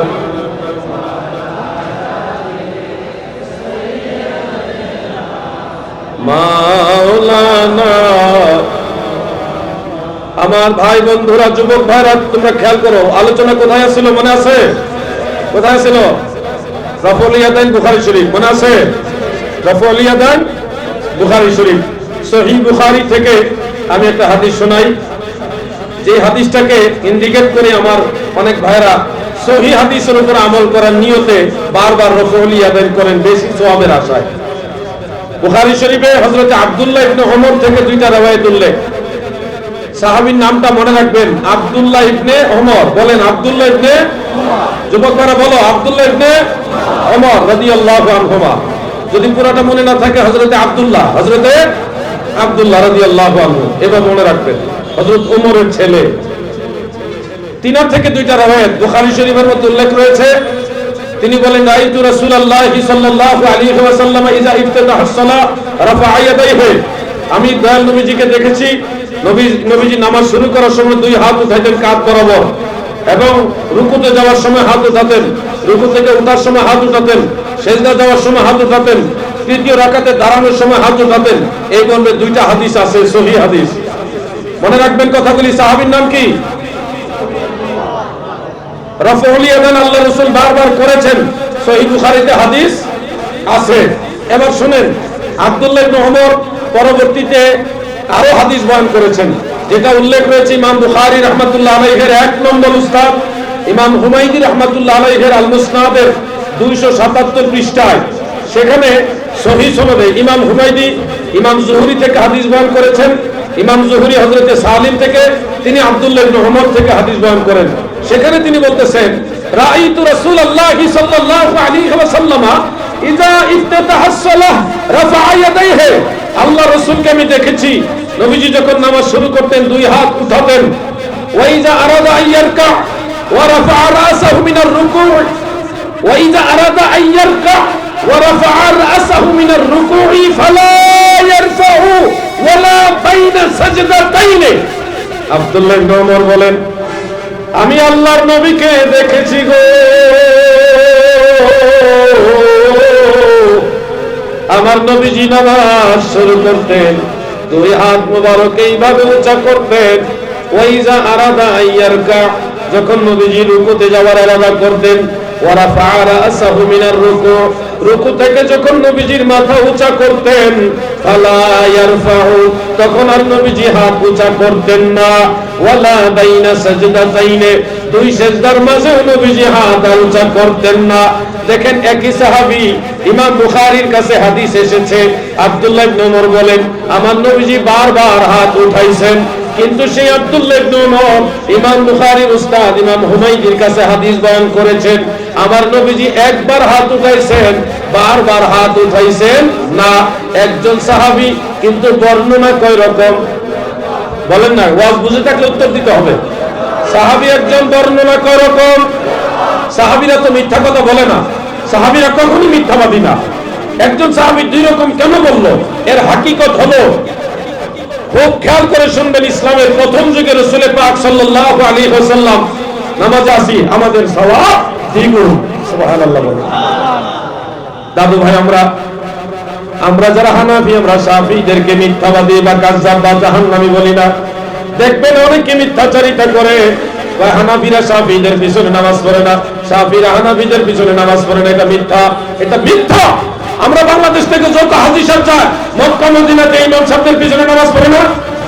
হানাফিরা শাফিঈ ইমামের পিছনে নামাজ পড়তেছে, মালিক ইমামের পিছনে নামাজ পড়তেছে, হাম্বলি ইমামের পিছনে নামাজ পড়তেছে, আবার হানাফিদের পিছনে অন্যান্য মাযহাবের লোকেরা নামাজ পড়তেছে। অতএব হানাফি, শাফিঈ, হাম্বলি, মালিকি চারো মাযহাব আকীদায়ে আহলে সুন্নাহ। মাযহাব চারটা কিন্তু আকীদা কয়টা? একটা। সব মাযহাবের আকীদা এক। ভাই চা এনে দিলে ওয়াজ যাবে গা। আমি যেহেতু বিষয়টা সেনসিটিভ বিষয়, আমি চেষ্টা করতেছি নরমাল ভাবে বোঝানোর জন্য। আপনারা কি বিরক্ত হচ্ছেন? যেহেতু বৈরব কিছু কিছু লামাযহাবি ঢুকছে, তারা আপনাদেরকে বিভ্রান্ত করে এবং করতে পারে। আপনারাই বলেছেন এটা নিয়ে আলোচনা করতে, এই জন্য আমি আরো গুরুত্ব দিয়ে করতেছি। এবার আমি আমিন জুড়ে হবে না আসতে হবে এই বিষয়টা নিয়ে একটু আলোচনা করি। করবো? দাদু ভাই, আমার যুবক ভাইদের দৃষ্টি আকর্ষণ করছি, তোমরা একটু মনোযোগ দিয়ে শোনো। কারণ মুরব্বীদের নিয়ে আমি বেশি টেনশন করি না, আমি বেশি টেনশন করি যুবকদেরকে নিয়ে। এদের ব্রেনটা হলো কাঁচা। এই যুবকদেরকে দিয়ে জঙ্গিবাদের মধ্যে এক শ্রেণীর লোকের আমি ঢুকাই দেয় জান্নাতের লোক দেখাইয়া। 70টা হুর দেওয়া হবে, হুরের আশায় জান্নাতের আশায় হেগে বোমা মারা শুরু করছে, ককটেল মারা শুরু করছে। এইটা হলো টেনশনের কারণ, তাদের ব্রেনটা কাঁচা। শোনো, আমি একটা কথা বলি যুবক ভাইরা, আমি কোন রাজনীতি করি না, কোন রাজনৈতিক সংগঠন আমার নাম নাই, কিন্তু আমি একটা কথা সবসময় বলি, বাংলাদেশের ইতিহাসে নয় সারা পৃথিবীর ইতিহাসে বাংলার 64 জেলায় 560টা মসজিদ একজন ব্যক্তির নির্দেশে হয়েছে, তিনি বঙ্গবন্ধু কন্যা মাননীয় প্রধানমন্ত্রী। এরকম উপমা উদাহরণ আর কোন রাষ্ট্রপ্রধান করতে পারে? এটা কি খারাপ কাজ করছে না ভালো কাজ করছে? 560টা মসজিদ, বাড়ির কাছে কত ইসলামী গবেষণাগার সহ, রিসার্চ সেন্টার সহ, এরকম একটা ভালো কাজ, এটার প্রশংসা করেছি মাদারীপুর যে দাদু, সেটা করার পরে চেয়ারম্যান খেপে বসছে। আরে মসজিদের কথা বলতেছি, একটা ভালো কাজ করেছে, ভালো কাজের কথা বলা যাবে না? বলছে উনি চিন্তা করছে, মানে এইটা হলে এইটা, এগুলির সাথে জঙ্গিবাদের যোগাযোগ আছে, ঠিক না বেঠিক? আজকে যে আমাদের মাহফিলের প্রধান মেহমান বলে বলছিনি মারহাবা বলেন, আজকে যিনি মাহফিলের প্রধান মেহমান ডক্টর আল্লামা কাফিলউদ্দিন সরকার সালেহী সাহেব, খুশি হবেন, ওনাকে মাননীয় প্রধানমন্ত্রী ইসলামিক ফাউন্ডেশন বাংলাদেশের গভর্নর বানাই দিয়েছে। মারহাবা বলেন। এটা উনি তার ওয়াহাবি না, ওয়াহাবিনি, একজন সুন্নি আলেমকে ইসলামিক ফাউন্ডেশনের গভর্নর বানাইছে। এটা আমাদের পজিটিভ অবস্থা। আবার দেখেন, বাংলাদেশের জাতীয় মহান সংসদে গেজেট পাসের মাধ্যমে পবিত্র ঈদে মিলাদুন নবী সাল্লাল্লাহু আলাইহি ওয়াসাল্লাম পালন করা রাষ্ট্রীয়ভাবে আইন করে দেওয়া হয়েছে। এটা করতে হবে, এটাও কিন্তু আমাদের সুন্নিদের জন্য একটা আনন্দের খবর, ঠিক আছে? ঠিক। আজীবন সুন্নি জনতা বঙ্গবন্ধু কন্যার অবদানগুলি স্মরণ রাখবে, বলেন আমিন। ভালো কাজের প্রশংসা করতে হবে। যদি ভালো কাজের প্রশংসা করেন তাহলে দেখবেন আরো ভালো কাজ হবে। আর যদি দোষ ধরেন, ঘরের বউ আপনারা পছন্দ করতেন, সারা বছর খাওয়াইতেছে কত সুন্দর আইন দেবাইরা, হঠাৎ একদিন লবণ কমেছে, হ্যাঁ তুমি রাঁধতে পারো না, তোমার লবণ কমেছে, এতদিন যে তোর খাওয়াইলে একদিন তো প্রশংসা করলি না, আজকে তো লবণ কমেছে, আজকে ভুল দোষকে যে রাঁধে তার কিছু না কিছু ভুল হয়, তুই রান দোষ না, ভুল হয় না, তুই খাস আর খাস। বন্ধুরা আমার, আমি যে কথাগুলি বলি জাতীয় স্বার্থে বলি, সুন্নিয়তের বৃহৎ স্বার্থে এই কথাগুলি বলি, বোঝার মতো জ্ঞান যাদের নাই তারা বুঝবে না। শোনো ওই ভৈরবের যুবকরা, শোনো, বঙ্গবন্ধু কন্যা আজকে আছে বিদায় তোমরা শান্তি মতো যেখানে খুশি ওখানে মাহফিল করতে পারতেছ। দেশে কি হইতো যদি উনি না থাকতো? মাহফিল করতা। এরা তো চাই পারে না বাবা শাহজালালের মাজার ভেঙে গেল, এরা তো ওয়াজই করছে। যে 501 এর বিশিষ্ট খন্দক, উনি তো বলছে সব মাজার জ্বালিয়ে দাও, সব খানকা আগুন দিয়ে জ্বালিয়ে দাও, বলে নাই? যারা আল্লাহর ওলিদের মাজার ভেঙে দিতে চায়, যারা আল্লাহর ওলিদের খানকা ভেঙে দিতে চায়, এদের এই কারণে আজকে গজব নাযিল হয়েছে। ঠিক না?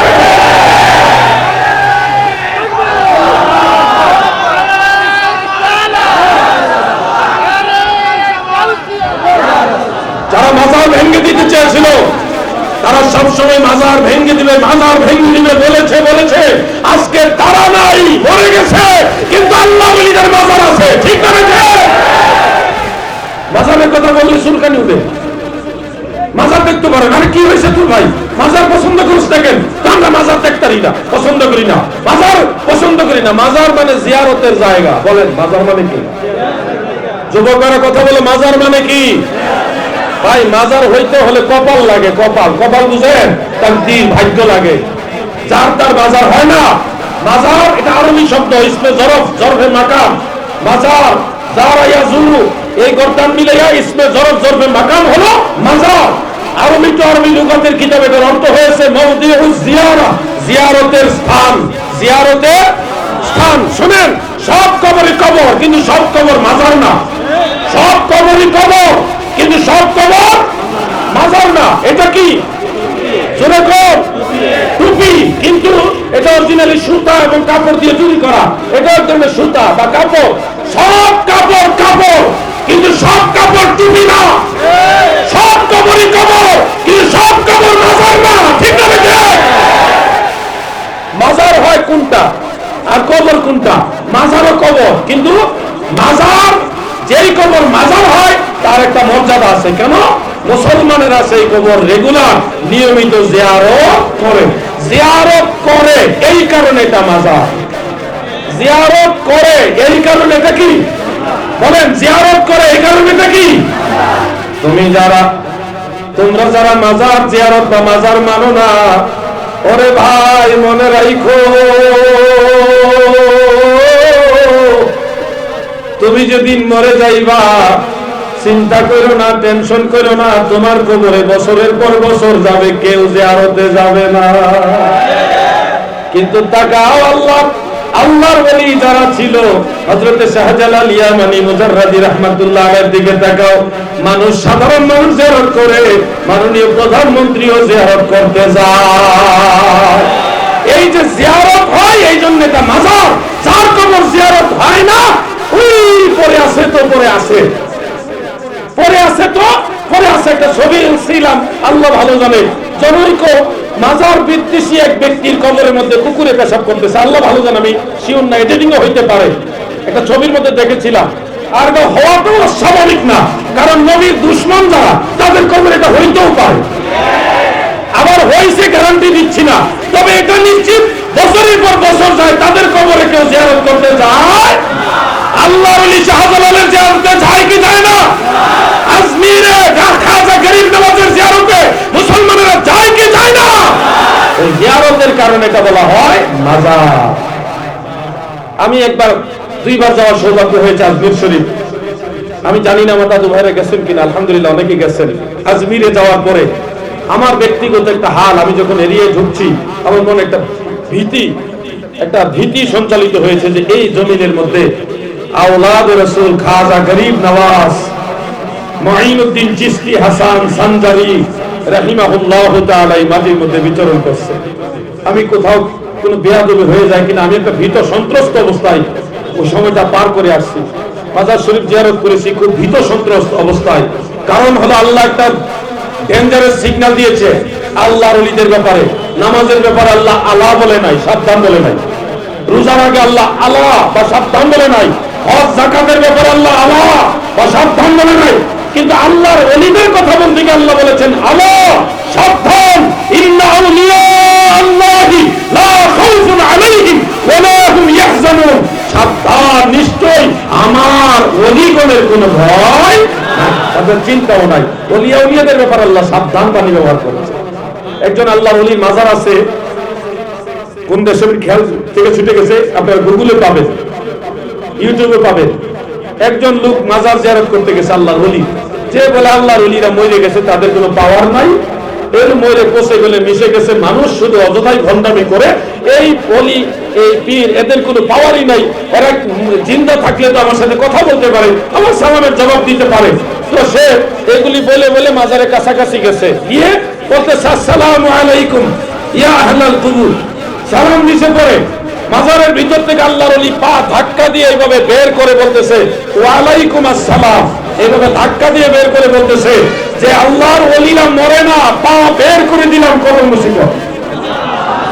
এখন আমি নেটে দেখেছি, এখনো সেই পাটা বের বাহিরে আছে, এখনো সেই পাটা মাজারের বাহিরে আছে, অক্ষত আছে। আল্লাহর ওলিদের সম্পর্কে যারা কোন ধারণা তৈরি করে, এরা ইসলামের মূল ধারার লোক না, এরা ইবনে আব্দুল ওয়াহাব নবীর দালাল। জগতে কম খেলা আল্লাহর ওলিরা দেখায়নি, বহু দেখাইছে, বহু খেলা দেখাইছে। কিন্তু হইলে কি হবে, যাদের কপালে হেদায়েত নাই তারাই তো বিদ্বেষ পোষণ করে। আল্লাহ আমার ওই সব ভাইদেরকে আল্লাহর শান ও মান, মদিনা ওয়ালার শান ও মান, আউলিয়া কেরামের শান ও মান বুঝার মতো তৌফিক দেন, বলেন আমিন। মহব্বতে বলেন আমিন। দাদু রে, ও দাদু, কলকাতা গেছিলাম সুফি ফতে আলী ওয়াইসি রসুলনুমা রাহমাতুল্লাহ আলাইহির মাজারে। উনি এমন একজন আল্লাহর ওলি ছিলেন, এই যে সারসিনা শরীফ, ফুরফুরা শরীফ, এই সব সিলসিলা, সতরা শরীফ, এই সব সিলসিলা সুফি ফতে আলী ওয়াইসি রসুলনুমা থেকে আসছে। উনার খলিফা মুজাদ্দিদে জামান আবু বকর সিদ্দিক ফুরফুরাবি রাহমাতুল্লাহ আলাইহি, উনার খলিফা আওলাদে রাসূল সৈয়দ ওয়াজেদ আলী মেহেদি বাগী রাহমাতুল্লাহ আলাইহি। ওখান থেকে আটরশি, এনায়েতপুর, সারসি, এনায়েতপুর, শম্ভুগঞ্জ, এটা আসছে ওয়াজেদ আলী সাহেবের মাধ্যমে। আর আবু বকর সিদ্দিক রাহমাতুল্লাহ আলাইহির মাধ্যমে আসছে ফুরফুরা, সারসিনা, আর অন্যান্য দরবার। উনার একটা বিশেষ গুণ ছিল, কেউ যদি উনার কাছে গিয়ে বলতো হুজুর আমি তো জীবনে আল্লাহ রসুল দেখিনি, আমি আল্লাহ রসুল সাল্লাল্লাহু আলাইহি ওয়াসাল্লামকে দেখতে চাই, তখন সুফি ফতে আলী ওয়াইসি রসুলে নুমা রাহমাতুল্লাহ আলাইহি ওই লোকটাকে ওযু করাইতেন, তওবা করাইয়া, কালেমা শরীফ পড়াইয়া, এরপরে ওনাকে নামাজের কায়দায় চোখ বন্ধ করে বসাইয়া ওই এক বৈঠকের মধ্যে আল্লাহ রসুল দেখাই দিতে পারতেন। এই জন্য ওনাকে বলা হয় রসুলে নুমা। সুবহানাল্লাহ। বহু আশিকে রাসূল আছে যাদের সাথে আমার নবীর দেখা হয়েছে। আপনারা চাননি আমার নবীকে দেখার? দেখতে চান আপনারা? তাহলে অন্তত দুইটা আমল করেন, দুইটা আমল করেন। 5 ওয়াক্ত নামাজ আর কাজা করবেন না। 5 ওয়াক্ত নামাজ এখন থেকেই পাকড়াও করে ধরেন, আর ছাড়বেন না। আরেকটা কাজ করবেন, দাদু হারাম খাইবেন না। পারবেননি? আওয়াজে বোঝা গেছে কদ্দুর পারবেন না। 5 ওয়াক্ত নামাজ ইনশাআল্লাহ পারবেন? খেলা গাড়ি নিতেন, কথা কম না। ইনশাআল্লাহ 5 ওয়াক্ত নামাজ পড়তে পারবেন ইনশাআল্লাহ। হারাম খাইবেন? হারাম মানে কি ব্যাখ্যা দিলাম না। বিবিধ হারাম, বিবিধ হারাম। এই দুইটা জিনিস বাদ দিয়ে দেন। রাতের বেলায় এশার নামাজ পড়া অন্তত তোমাকে 100 বার দুরূদ শরীফ পড়ে ডান কাতে ঘুমায় যান। 100 বার দুরূদ শরীফ পড়ে নবীজিকে নজরানা দিবেন। কাকে? প্রতিদিন যদি আমি, একটা কথার কথা, প্রতিদিন যদি আমি 100 টাকা আমার দাদু ভাইয়ের অফিসে জমা দিয়ে যায়, 100 টাকা দিয়ে দিতেছি প্রতিদিন। একদিন খেয়াল করে না, 5 দিন খেয়াল করে না, 10 দিন খেয়াল করে না, 1 মাস খেয়াল করে না, 40-50 দিন বা 2 মাস গেলে খেয়াল করবে এই 100 টাকা করে দেওয়া যায়। খেয়াল করবো না? তখন তো খবরটা বাইরে অমুকে দিয়ে যায়। এটা একটা জাগতিক উদাহরণ। আল্লাহর হাবিবের রওজা মুবারকে প্রতিদিন কমপক্ষে 100 বার দুরূদ শরীফ নজরানা দেন। হাদিয়া 100 বার দুরূদ শরীফ পরে বলবেন, হে আল্লাহ আমি দুরূদ শরীফ পড়েছি, আমার এই দুরূদের ভুল বেয়াদবি ক্ষমা করে বহু গুণে সওয়াব বাড়িয়ে মদিনার কামলেওয়ালা নবী আমার দয়াল নবীর রওজা মুবারকে পৌঁছায় দেন। এভাবে প্রতিদিন কমপক্ষে 100 বার দুরূদ শরীফ পাঠান। যদি ইয়াকিন মজবুত হয় 40 দিনের ভিতরে মদিনাওয়ালার সাক্ষাৎ পেয়ে যাবেন।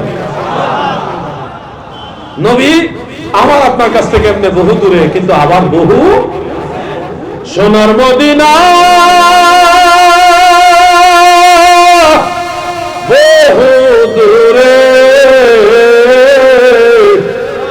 কিন্তু মদিনাওয়ালা আমার অন্তরে। কিন্তু মদিনাওয়ালা আমার অন্তরে যে গিয়েছে একবার সোনার মদিনায় তার মনে আর কোনো দুঃখ রইল না, তার মনে আর কোনো দুঃখ রইল না। যে গিয়েছে একবার সোনার মদিনায় তার মনে আর কোনো দুঃখ রইল না, তার মনে আর কোনো দুঃখ রইল না। তারি অন্তর জুড়ে মদিনায় আসে রে, মদিনা মদিনা বলে স্মরণ করে রে। মদিনাওয়ালা দেখতে চাই কিনা? কয়টা জিনিস করা লাগবো? দুইটা জিনিস। একটা হলো ধরবেন আর একটা ছাড়বেন। একটা কি ধরবেন?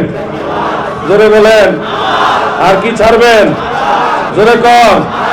হারাম মানে কি? হারাম মানে মদ, হারাম মানে গাঁজা, হারাম মানে ইয়াবা, হারাম মানে সুদ, হারাম মানে ঘুষ, হারাম মানে আর অনেক কিছু। আপনি নিজের বিচার নিজে করলে জজ কোর্ট লাগবে না। আমি সারা রাত ওয়াজ করে আপনি ঠিক করতে পারতাম না যদি আপনি নিজে না ছাড়েন। একটা শুধু কথা বলি, রাসূল করিম সাল্লাল্লাহু আলাইহি সাল্লাম আপনি সিদ্ধাত করে গেছেন কেন? আল্লাহর হাবিব মেরাজে গিয়ে দেখে একটা লোকের পেট উহুদের পাহাড়ের মতো বড়, কিন্তু পা দুইটা চিকন। নবীজি বলতেছে, জিবরিল, এই মানুষের পেট এত বড় কেন, পা এত চিকন কেন? এবং সে এত জোরে জোরে চিৎকার করতেছে, রাসূল পাকের মায়া লেগে গেছে। জিবরিল রে, এই মানুষের এই হাল কেন? আল্লাহর হাবিবের কষ্টের উত্তরে জিবরিল বলে, নবী গো, এই লোকটা দুনিয়াতে হারাম করছিল, সুদ খাইতো। কি খাইতো? আওয়াজে বোঝা যায় আপনারা সবাই সুদ খান। কি খাইতো? জিবরিল বলে, ইয়া রাসূলুল্লাহ, নবী গো, এই লোকটা দুনিয়াতে সুদ করছিল, জীবনে যত সুদ খেয়েছে সবগুলি সুদের টাকাকে আমার আল্লাহ বিষাক্ত সাপ বিচ্ছু বানাইয়া ওই পরিমাণে তার পেট বড় করে তার পেটের মধ্যে গুলি ঢুকাইয়া দিয়েছে। এই বিষাক্ত সাপ আর বিচ্ছু পেটের ভিতরে জাহান্নামের ভয়ানক বিষ দাঁত দিয়ে কামড় দিচ্ছে, বিষের যন্ত্রণায় সে চিৎকার মেরে কাঁদতেছে। এত বড় পেট, এই পেট নিয়ে সে দাঁড়াইতে পারে না, এইভাবে গড়াগড়ি খাইতে পারে না, চিৎকার মেরে শুধু কাঁদে আর কাঁদে। এই সুদখোরের আযাব লাঘব হবে না, চলতেই থাকবে। ইয়া রাসূলুল্লাহ, দুনিয়াতে আপনার উম্মতের মধ্যে যদি কোনো সুদখোর থাকে তাদেরকে এই আযাব দেওয়া হবে।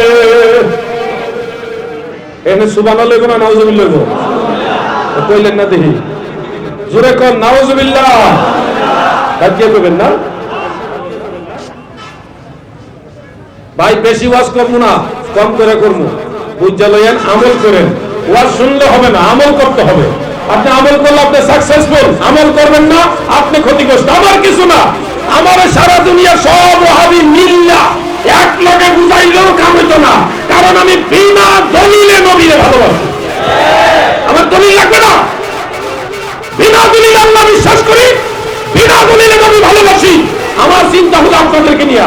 আপনি তো সকাল বিকাল ঠিক থাকে না, এই জন্য না টেনশন করি। আহা, একটা মাসালা মনে হইলো সকাল বিকালের কথা কোয়াতে কইতাম নিবা। আজানের আগে নবীরে সালাম দেননি, সকাল বিকালে লেগে এটা মনে হইলো কে লেগা তাক, এটা কই না থাক। আজানের আগে না থাক, অনেক কথা আছে না বলা ভালো, এই জন্য বললাম না। আজানের আগে রাসূল করিম সাল্লাল্লাহু আলাইহি ওয়াসাল্লামকে আমরা সালাম দেই, আজানের পরেও নবীজির দুরূদ শরীফ পড়ি, আজানের দোয়াও করি। এটা নিয়ে অনেকের মনে দ্বিধাদ্বন্দ্ব। অনেকে বলে থাকেন সাহাবায়ে কেরাম আজানের আগে সালাম দিবেন না, আল্লাহর রাসূল সাল্লাল্লাহু আলাইহি ওয়াসাল্লাম আজানের আগে সালাম দেওয়ার কথা বলেন নাই, এই জন্য এটা বিদআত। ভাই, নাই বলাটা সহজ, নাই সহজ। এক লোকের ছেলে বিয়ে করাইছে, ছেলের বউ হইল খাটো। খাটো বুঝেন? পাউন না। এখন ওই বৌমার কান থেকে স্বর্ণের জিনিস বড় পানি রাখার কলসির মধ্যে পড়ে গেছে। শাশুড়িকে বলল, আম্মাজান আমার কানের জিনিসটা কলসির মধ্যে পড়ে গেছে, এখন কি করব? শাশুড়ি বলল, বৌমা এটা কলসির নিচ থেকে উঠাই নিলেই তো পারো, তুমি উঠাই নাও। বৌমা বলল, আম্মাজান আমি তো হাত দিয়েছিলাম, কলসির তলা নাই। কলসির তলা নাই। শাশুড়িকে বলো কি, তাহলে তলা গেল কোথায় দেখি তো। শাশুড়ি আম্মা হাত দিয়ে দেখে তলাও আছে, পানিও আছে, কানের জিনিসও। আচ্ছা বলেন তো বৌমা কেন বললো কলসির তলা নাই? দেখছেন নি কথা কেন লোকটি? বৌমার হাত বেড়ায় না। দাদুরে আমার কটাক্ষ নয়, টিটকারি নয়, যৌক্তিক আলোচনা, দলিল ভিত্তিক আলোচনা, অথেন্টিক আলোচনা। আল্লাহর হাবিব, রহমতের নবী, আমাদের দয়াল নবী, সারা জাহানের নবী, সমগ্র সৃষ্টি জগতের নবী, আমার আল্লাহর নবী, দয়াল নবীজির সাহাবীগণ আযান দেওয়ার আগে কি করতো এই ব্যাপারে আমি অনেকবার আলোচনা করেছি। আমি শুধু সেই ভাইদেরকে বলি, পাইকারি দরে নাই বলে দেওয়াটা হলো ওই বৌমার মতো যার হাত কলসির তলায় যায় না। ও ভাই মনক্ষুণ্ণ হয়েও না, শোনো রাসূলের মুয়াজ্জিন হযরতে বেলাল রাদিয়াল্লাহু আনহু তিনি আযান দেওয়ার আগে নবীজিকে সালাম দিত, ইকামতের আগেও নবীরে সালাম দিত। আমি তো শুধু আযানের আগে যে ইকামতেরটা বাকি রইছে এইটাও শুরু করতে হইব। হযরতে বেলাল রাদিয়াল্লাহু আনহু আযান দেওয়ার আগে বিশেষ কিছু আমল করতেন, যেমন সুনানু আবি দাউদের মধ্যে উল্লেখ রয়েছে। মদিনার মসজিদ নববীর পাশে বনি নাজ্জার গোত্রের একজন মহিলার ঘরের ছাদ বড় উঁচা ছিল এবং ছাদ মজবুত ছিল। ওই ঘরের ছাদের উপরে দাঁড়িয়ে হযরত বিলাল আযান দিত, ফজরের আযান। কোন আযান? আযান দেওয়ার আগে হযরত বিলাল রাদিয়াল্লাহু আনহু তিনি পড়তেন, আল্লাহুম্মা ইন্নী আহমাদুকা ওয়াস্তাঈনুকা আলা কুরাইশিন আইয়াকুমু দীনাকা ক্বালাত সুম্মা ইউআযযিনু। ওই মহিলা বলতেছেন হযরত বিলাল আযান দেওয়ার আগে এই দোয়াটা পড়তো, আল্লাহুম্মা ইন্নী আহমাদুকা ওয়াস্তাঈনুকা আলা কুরাইশিন আইয়াকুমু দীনাকা। এই দোয়া পাঠ করার পরে সুম্মা ইউআযযিনু, এরপর উনি আযান দিতেন। এই হাদিস সিহাসিকতার হাদিস, সহিহ হাদিস। এখান থেকে বোঝা যায় আযান দেওয়ার আগে আপনি চাইলে ভালো করে দোয়া পাঠ করতে পারবেন। যদি আযান দেওয়ার আগে কোনো ভালো দোয়া পড়া নিষেধ হইতো তাহলে হযরতে বিলাল আযানের আগে ভালো দোয়া পড়তো। ওই মহিলা এটাও বলেছেন হযরতে বিলাল কখনোই এটা মিস করতেন না, সব সময় দোয়া পড়ে তারপর আযান দিতেন। অতএব আযানের আগে ভালো দোয়া পড়াটা বেলালই সুন্নাত। কার সুন্নাত? হযরতে বিলালের সুন্নাত। এইজন্য আমাদের দেশে ভৈরবে, কিশোরগঞ্জে, ব্রাহ্মণবাড়িয়া, আশুগঞ্জে, সারা দেশে এবং দেশের বাইরে মদিনা শরীফও আমার কাছে ভিডিও চিত্র আছে। জুমার আযান দেওয়ার আগে নবীজিকে সালাম দিয়া তারপর আযান দিছে, মসজিদ নববীতে ভিডিও আছে। তো বিভিন্ন জায়গায় মুসলমানেরা, ইরাক, এই ইয়েতে তুরস্ক আছে এরকম। তুরস্কের কোন মসজিদ জানে কিছুদিন আগে 100 বছর না কয়শো বছর পরে আয়া সোফিয়া মসজিদ আযান দেওয়ার আগে রাসূল পাক সাল্লাল্লাহু আলাইহি ওয়াসাল্লামকে সালাম দিয়া তারপর আযান দিছে তুরস্কে। এই কিছুদিন আগের ঘটনাটা মসজিদ নববী এরকম করেছে। সারা বাংলাদেশে অসংখ্য জায়গায় এটা হয়। আল্লাহর হাবিবকে সালাম দেয় তারপরে আযান দেয়। আমাদের বাংলাদেশে দেখবেন ফজর আযানের আগে মুয়াজ্জিন সাহেবরা কত দোয়া পড়ে, অনেকে কালেমা শরীফ পড়ে, অনেকে আস্তাগফিরুল্লাহ পড়ে, অনেকে ঘুম থেকে জাগার যে দোয়া ওটা পড়ে, অনেকে আবার একটা গজল গায়, ছোট্ট করে গজল গায়। আছে না ভাই? হয় না? আপনারা দেখছেন এরকম অনেক আমি দেখেছি। এই যে কাজটা করে তারপর আযান দেয়, এই বিষয়টা নতুন নয়, সেই সাহাবায়ে কেরামের জামানা থেকে চলে আসছে।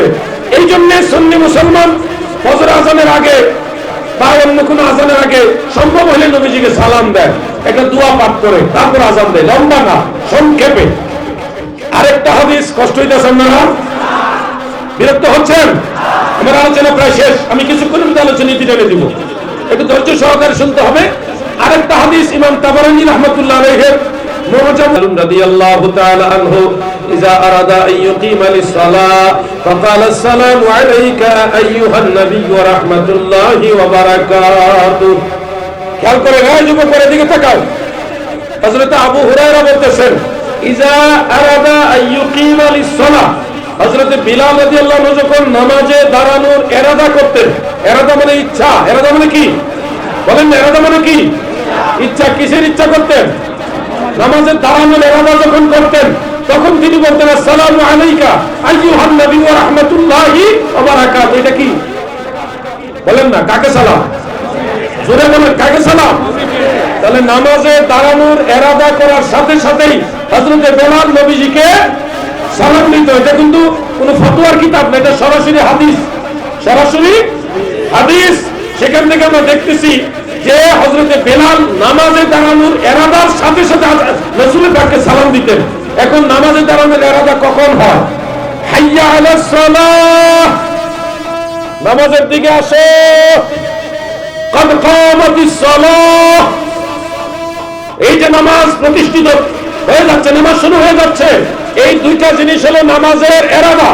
একটা হলো প্রাইমারি আর একটা হলো ফাইনাল, একটা হলো প্রাথমিক ইরাদা। নামাজের অর্থ হয়েছে আল্লাহু আকবার, আল্লাহু আকবার, এটা হলো প্রাথমিকভাবে নামাজের ইরাদা, নামাজের আহ্বান। নামাজ শুরু হয়েছে, নামাজ শুরু হবে, এই আহ্বান। আর ইকামত হলো ফাইনাল, যখনই নামাজ শুরু হয়ে যাচ্ছে। এই জন্য হযরত বিলাল রাদিয়াল্লাহু আনহু ওই হাদিস আমরা যদি নজর করি, ইজা আরাদা ইউকিমা লিস-সালাহ, তিনি যখন নামাজে দাঁড়ানোর ইরাদা করতেন তখন নবীজিকে সালাম দিতেন। অতএব নামাজে দাঁড়ানোর ইরাদা হিসেবে ইকামতের আগে অথবা আযানের আগে আল্লাহর নবীকে সালাম দেওয়া হযরত বেলালের আমল দ্বারা প্রমাণ হয়। জায়েজ, জায়েজ, জায়েজ। আমি জায়েজ বলেছি দলিল দিয়া, গালাগালি করে না, কারো ধমক দিয়ে না, গায়ের জোরে না, চাপার জোরে না। আমি জায়েজ বলেছি হাদিস দিয়া, দলিল দিয়া, রেফারেন্স দিয়া। কেউ যদি বলে না জায়েজ, আপনার সাথে আমার কোনো ঝগড়া নাই, কোনো দ্বন্দ্ব নাই। ভাই, প্রয়োজনে আমি ভুলের মধ্যে থাকলে আমি শুধরে নিব, আমার এই বক্তব্য যদি ভুল হয় আমি শুধরাবো, কিন্তু আপনি একটা দলিল দিয়ে বলেন অমুক আয়াতে লেখা আছে আযানের আগে সালাম দেওয়া যাবে না। আপনি একটা দলিল দেন অমুক হাদিসে আছে আযানের আগে সালাম দেওয়া যাবে না। একটা দলিল দেন, হয় আপনি আমাকে শুধরাইয়া দেন আর না হয় আপনি নিজেকে শুধরাইয়া দেন। আমরা ঝগড়া চাই না, আমরা নবীর সালাতু সালাম চাই, ঠিক না? আপনি যদি বলেন যে এটা সব সময় দেয় কেন, ভাই যে কোনো ভালো কাজ যদি কেউ সব সময় করে এটা আইব না, এটা ইসলামে নিষেধ না। আপনার দ্বীপ আপনার হিবের মধ্যে উল্লেখ, সাহাবায়ে কেরাম রাসূল পাককে প্রশ্ন করলেন আইয়ুল আ'মালি আফদালু ইলাল্লাহি তাআলা ইয়া রাসূলুল্লাহ, দয়াল নবী গো, আল্লাহ তাআলার দরবারে সবচেয়ে বেশি পছন্দের আমল কোনটা? নবীজি বললেন আদআমাহু ওয়া ইন কালিল, ছোট্ট একটা আমলও কেউ যদি দায়ী ভাবে করে, সব সময় করে, আমার দয়াল নবী বলেন ওই আমলটা আল্লাহর দরবারে সবচেয়ে বেশি পছন্দনীয়। দাদু ভাই আমার কষ্ট হইতেছে, আপনারা মনে রাখবেন 7টা জায়গায় নবীজির দুরূদ শরীফ পাঠ করা মাকরুহ। কয় জায়গায়? যুবক দ্বারা কথা বলে কয় জায়গায়? এটা আমার বানানো কথা নয়, ফতোয়ায়ে শামীর মধ্যে আছে। ফতোয়ায়ে শামী, বলেন ফতোয়ায়ে শামী। 7 জায়গায় নবীজির দুরূদ শরীফ পাঠ করা মাকরুহ, মানে অপছন্দনীয়, ছোট গুনাহ। 1 নম্বর আল জিমা, স্বামী স্ত্রী মিলনের সময়, ওই সময় নবীজির দুরূদ শরীফ পড়া যাবে না। 2 নম্বর হাজাতুল ইনসান, মানুষের প্রস্রাব পায়খানার সময় নবীজির দুরূদ শরীফ পড়া যাবে না।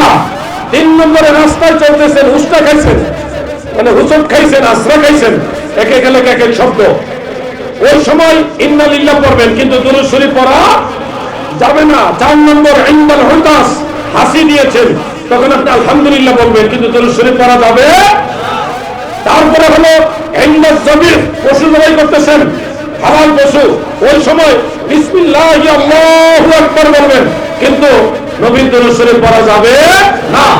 এরপরে তাআজ্জুব, কোন আশ্চর্য সংবাদ শুনেছেন, তখন সুবহানাল্লাহ বলবেন, কিন্তু নবীর দুরূদ শরীফ পড়া যাবে না।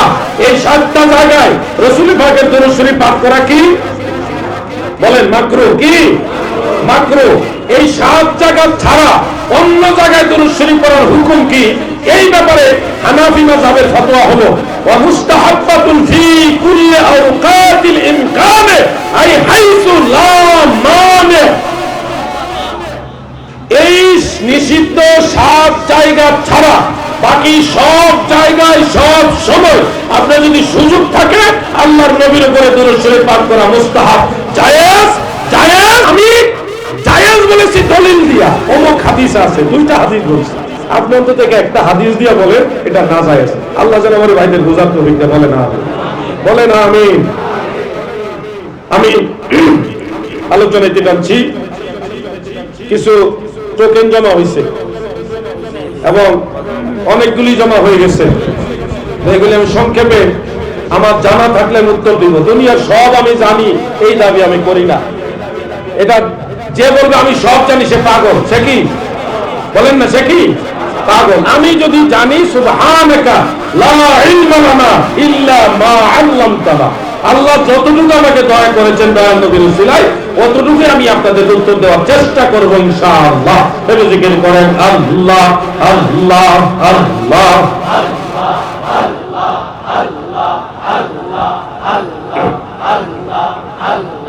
আল্লাহ আল্লাহ আল্লাহ। এতগুলি মানুষ জিকির করলে ধুমধুমি আওয়াজ হওয়ার কথা। আল্লাহ আল্লাহ আল্লাহ আল্লাহ।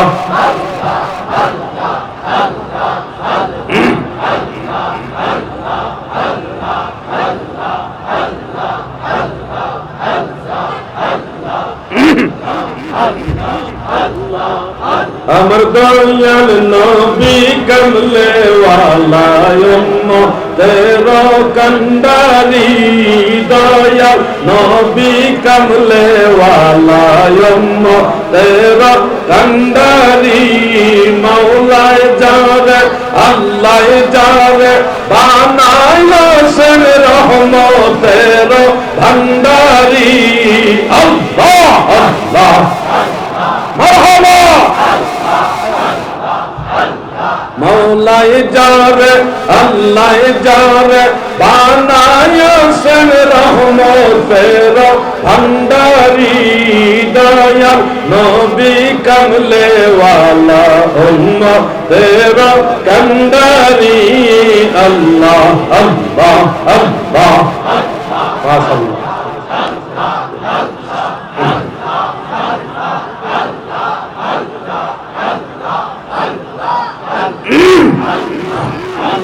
লা ইলাহা ইল্লাল্লাহু মুহাম্মাদুর রাসূলুল্লাহ সাল্লাল্লাহু আলাইহি ওয়াসাল্লাম। এই যে গজলটা গাইলাম, একটু একটা লাইন 2টা লাইন গাইলাম, এরকম আরো অনেক গজল এই বইটার মধ্যে আছে। এই বইটা অনেক গল্পের বই তো পড়েন, অনেক গানের বই অনেক যুবকরা পড়ে, উপন্যাস পড়ে, কত বই পড়ে। আপনাদের বলবো এরকম অনেক নাতে রাসূল সাল্লাল্লাহু আলাইহি সাল্লামের বইটার মধ্যে আছে, অনেক শানে মুর্শিদিও আছে। এই বইটা নিয়ে আসতেছে, আপনারা যুবক ভাইরা মুরব্বীরা ছেলেদের জন্য মেয়েদের জন্য বইটা নিয়ে যাবে। ইসলামী সঙ্গীত বাচ্চারা শিক্ষক, কত গান। এই যে কয়দিন আগে ভাজা বাদাম কাঁচা বাদাম লইয়া তুমফাল চলছে, এগুলি হলো লাহুয়াল হাদিস, অসার বাক্য। এগুলি শয়তানের কুমন্ত্রণার বাক্য, মানুষকে আল্লাহর পথ থেকে দুনিয়ার দিকে ঘুরিয়ে রাখা, নফসে আম্মারার দিকে ঘুরিয়ে রাখা বাক্য। ওগুলি বয়কট করেন। এই ভাজা বাদাম কাঁচা বাদাম আপনারে জান্নাতের পথ দেখাবে না, আল্লাহ এবং আল্লাহ রাসূল খুশি হওয়ার কারণ হবে না। কিন্তু নবীজির সামনে গজল যদি গান, ত্রিভুবনের প্রিয় মুহাম্মদ এলো রে দুনিয়ায়, রে সাগর আকাশে বাতাসে দেখবি যদি আয়, রে সাগর মাশাআল্লাহ। এরকম গজল অনেক সুন্দর সুন্দর নাচ শরীফ এটার মধ্যে আছে, আপনারা এটা সংগ্রহ করে রাখবেন। ওই যে আমার বাবাজি আসতেছে, এবং সাহাবী গাছ নামে খ্যাত একটা গাছ, এই গাছের নিচে দয়াল নবীজি নিজে বসছিলেন। বরকতান ঘরের মধ্যে রেখে দেন এই কারণেই যে এটার দিকে তাকাইলে একবার হলো নবীজির কথা মনে পড়বে, আল্লাহর রাসূলের কথা মনে পড়বে। ওই আশায় এই গাছটা এবং আরো একটা পাথর এবং নালাইন শরীফ নবীজির আংটি মুবারক, এটার মধ্যে আছে। আপনারা এটা ঘরে টানায় রাখবেন। আমার ঘরেও আছে নবীজির জুতা মুবারকের ছবি, আমি টানায় রাখছি। এবং আরো অনেক কিছু। আমি এগুলোর দিকে সুযোগ থাকলে তাকায় থাকি, ওগুলোর দিকে তাকায় আমি আমার নবীর কথা মনে পড়ি। কথা বলছেন, আদৌ আপনার মহব্বত যদি অন্তরে থাকে তাহলে এটা সম্ভব। আর যদি মানে এই কাগজ দিয়ে কি করবো, তাহলে বাবা অনেক মানুষ নবীজিকে বলছে উনি তো আপনার মতো একটা মানুষ, তাই না? এটা নিয়ে আসতেছে, আপনারা সংগ্রহ করে রাখবেন, সবাইকে বলছি সংগ্রহ করে রাখবেন। অনেকগুলি আছে, কোনটা নিব? হ্যাঁ, কোনটা নিতাম? এটা এটা এটা কয়টা? সব সারা রাত লাগবো। দয়াল নবীজির পর উম্মতের মধ্যে শ্রেষ্ঠকে আহলে সুন্নাত ওয়াল জামাতের আকীদা, যেটা আমার ব্যক্তিগত ফতোয়া বা আমার মত নয়, আইম্মায়ে আহলে সুন্নাত সবাই এই ব্যাপারে একমত পোষণ করেছেন, ইজমা হয়েছে, ইজমা। হাফিজুল হাদিস ইমাম জালালউদ্দিন সুয়ুতী রাহমাতুল্লাহ আলাইহি তারিখুল খুলাফার মধ্যে এই ব্যাপারে রায় দিয়েছেন ইজমা হিসেবে। বলবো ভাই, কে বড় কে ছোট এটা নিয়ে ঝগড়া করা আমাদের মানায় না। আমরা সব সাহাবীদেরকে শ্রেষ্ঠ মানি, এর মধ্যে খোলাফায়ে রাশিদিন হলো সবার চাইতে শ্রেষ্ঠ। তো খোলাফায়ে রাশিদিনের অন্য সব সাহাবারা আবু বকর সিদ্দিককে শ্রেষ্ঠ হিসেবে মানতেন। অতএব ওই সাহাবাই কেরাম যেমনি মানছে আমরাও তেমনি মানবো। আমরা কোন সাহাবীকে ছোট আরেকজন বড় এগুলো নিয়ে ঝগড়া করব না। সকল সাহাবীগণ আকাশের তারার মতো, আল্লাহর রাসূলের সাহাবী, অতএব তিনারা আমাদের কলিজার ভোটা, সবাইকে আমরা সম্মান করব। কথা বুঝতে পারছেন? কোন সাহাবীকে গালি দিবেন না। আপনি যদি আহলে বাইতের রাসূল নিয়ে বেশি আলোচনা করতে চান, অবশ্যই আপনার জন্য সেটা জায়েজ। মাওলানা আলীকে নিয়ে আলোচনা করেন, হাসনাইন কারিমাইন ওনাদেরকে নিয়ে আলোচনা করেন, খাতুনে জান্নাত নিয়ে আলোচনা করেন, আহলে বাইত নিয়ে আলোচনা করা ইবাদত, হাজারবার হাজার কোটিবার জায়েজ। কিন্তু কোন সাহাবীকে গালি দেওয়া, কেউ কেউ বলছে কবিরা গুনাহ, কেউ বলছে কুফরি, অবশ্যই কোন সাহাবীকে গালি দিবেন না। সাহাবী যাকে আপনি বেশি ভালো মনে করেন তাকে নিয়ে বেশি বেশি আলোচনা করেন, আপনার জন্য সওয়াব আছে। আমরা কোনো ফিতনায় যেতে চাই না, আল্লাহ তৌফিক দেন। আমিন। ভৈরব মডেল মসজিদ উদ্বোধনকালে যেন আহলে সুন্নাত ওয়াল জামাতের মতাদর্শের ইমাম নিয়োগ হয়, সে বিষয়ে উপস্থিত নেতৃবৃন্দকে বলার জন্য অনুরোধ করছে আমাকে। আমার বিশ্বাস, ভৈরবের মডেল মসজিদে যে বঙ্গবন্ধুর আদর্শকে, বঙ্গবন্ধু আল্লাহর ওলিদের বিশ্বাস করতেন, আল্লাহর ওলিদের আদর্শে ছিলেন, যেই লোক মাজার বিদ্বেষী, ওলি আল্লাহ বিদ্বেষী, এরকম লোক ভৈরবের মডেল মসজিদে ঢুকবে না। যেই মতাদর্শ বঙ্গবন্ধু শেখ মুজিবুর রহমান তিনি মানতেন, সেই মতাদর্শের ইমাম আমরা ভৈরবের মডেল মসজিদে চাই। আপনারা কি বলেন? আপনারা ভৈরবে সুন্নি ইমাম চান না ওয়াহাবি ইমাম চান? এক কথা, আল্লাহর ওলিদেরকে যে ইমাম মানে মাজার বিদ্বেষী নয়, মাজার জিয়ারতের পক্ষে, এরকম একজন ইমাম ভৈরবের মডেল মসজিদে চাই। দাদু ভাই সবাই বলছে, আমি আপনারা বললাম, আমি অনুরোধ করলাম, আমরা এরকম একজন ইমাম আপনার মাধ্যমে, আরো আছে সবার মাধ্যমে চাই। নিশ্চয়ই বলেন মারহাবা, নারায়ে তাকবীর, নারায়ে রিসালাত, ইয়া রাসূলুল্লাহ।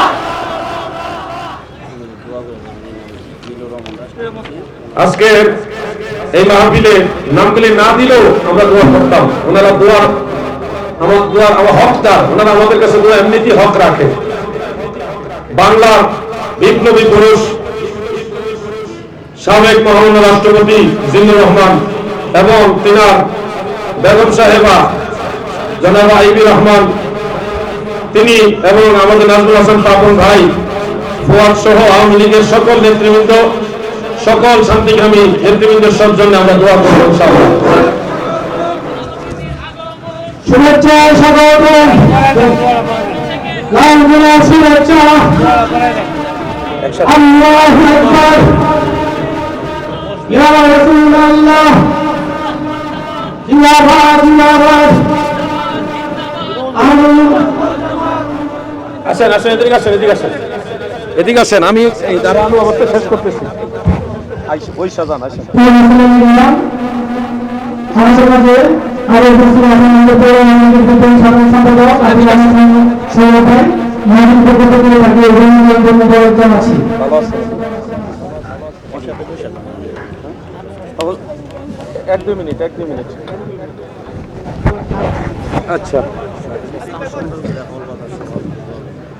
সংক্ষিপ্ত দোয়া করার জন্য বারবার চাপ দিতেছেন, বিদায় আমি চাপের শিকার হয়ে দোয়া করতেছি। দোয়া তো এমনি করি, তারপরে হুজুর যেহেতু চলে আসে সেজন্য আমি হুজুরকে বসায় দোয়া করাটা আদব মনে করছি না, বিদায় চাচ্ছিলাম দোয়াটা হুজুরই করুক শেষে।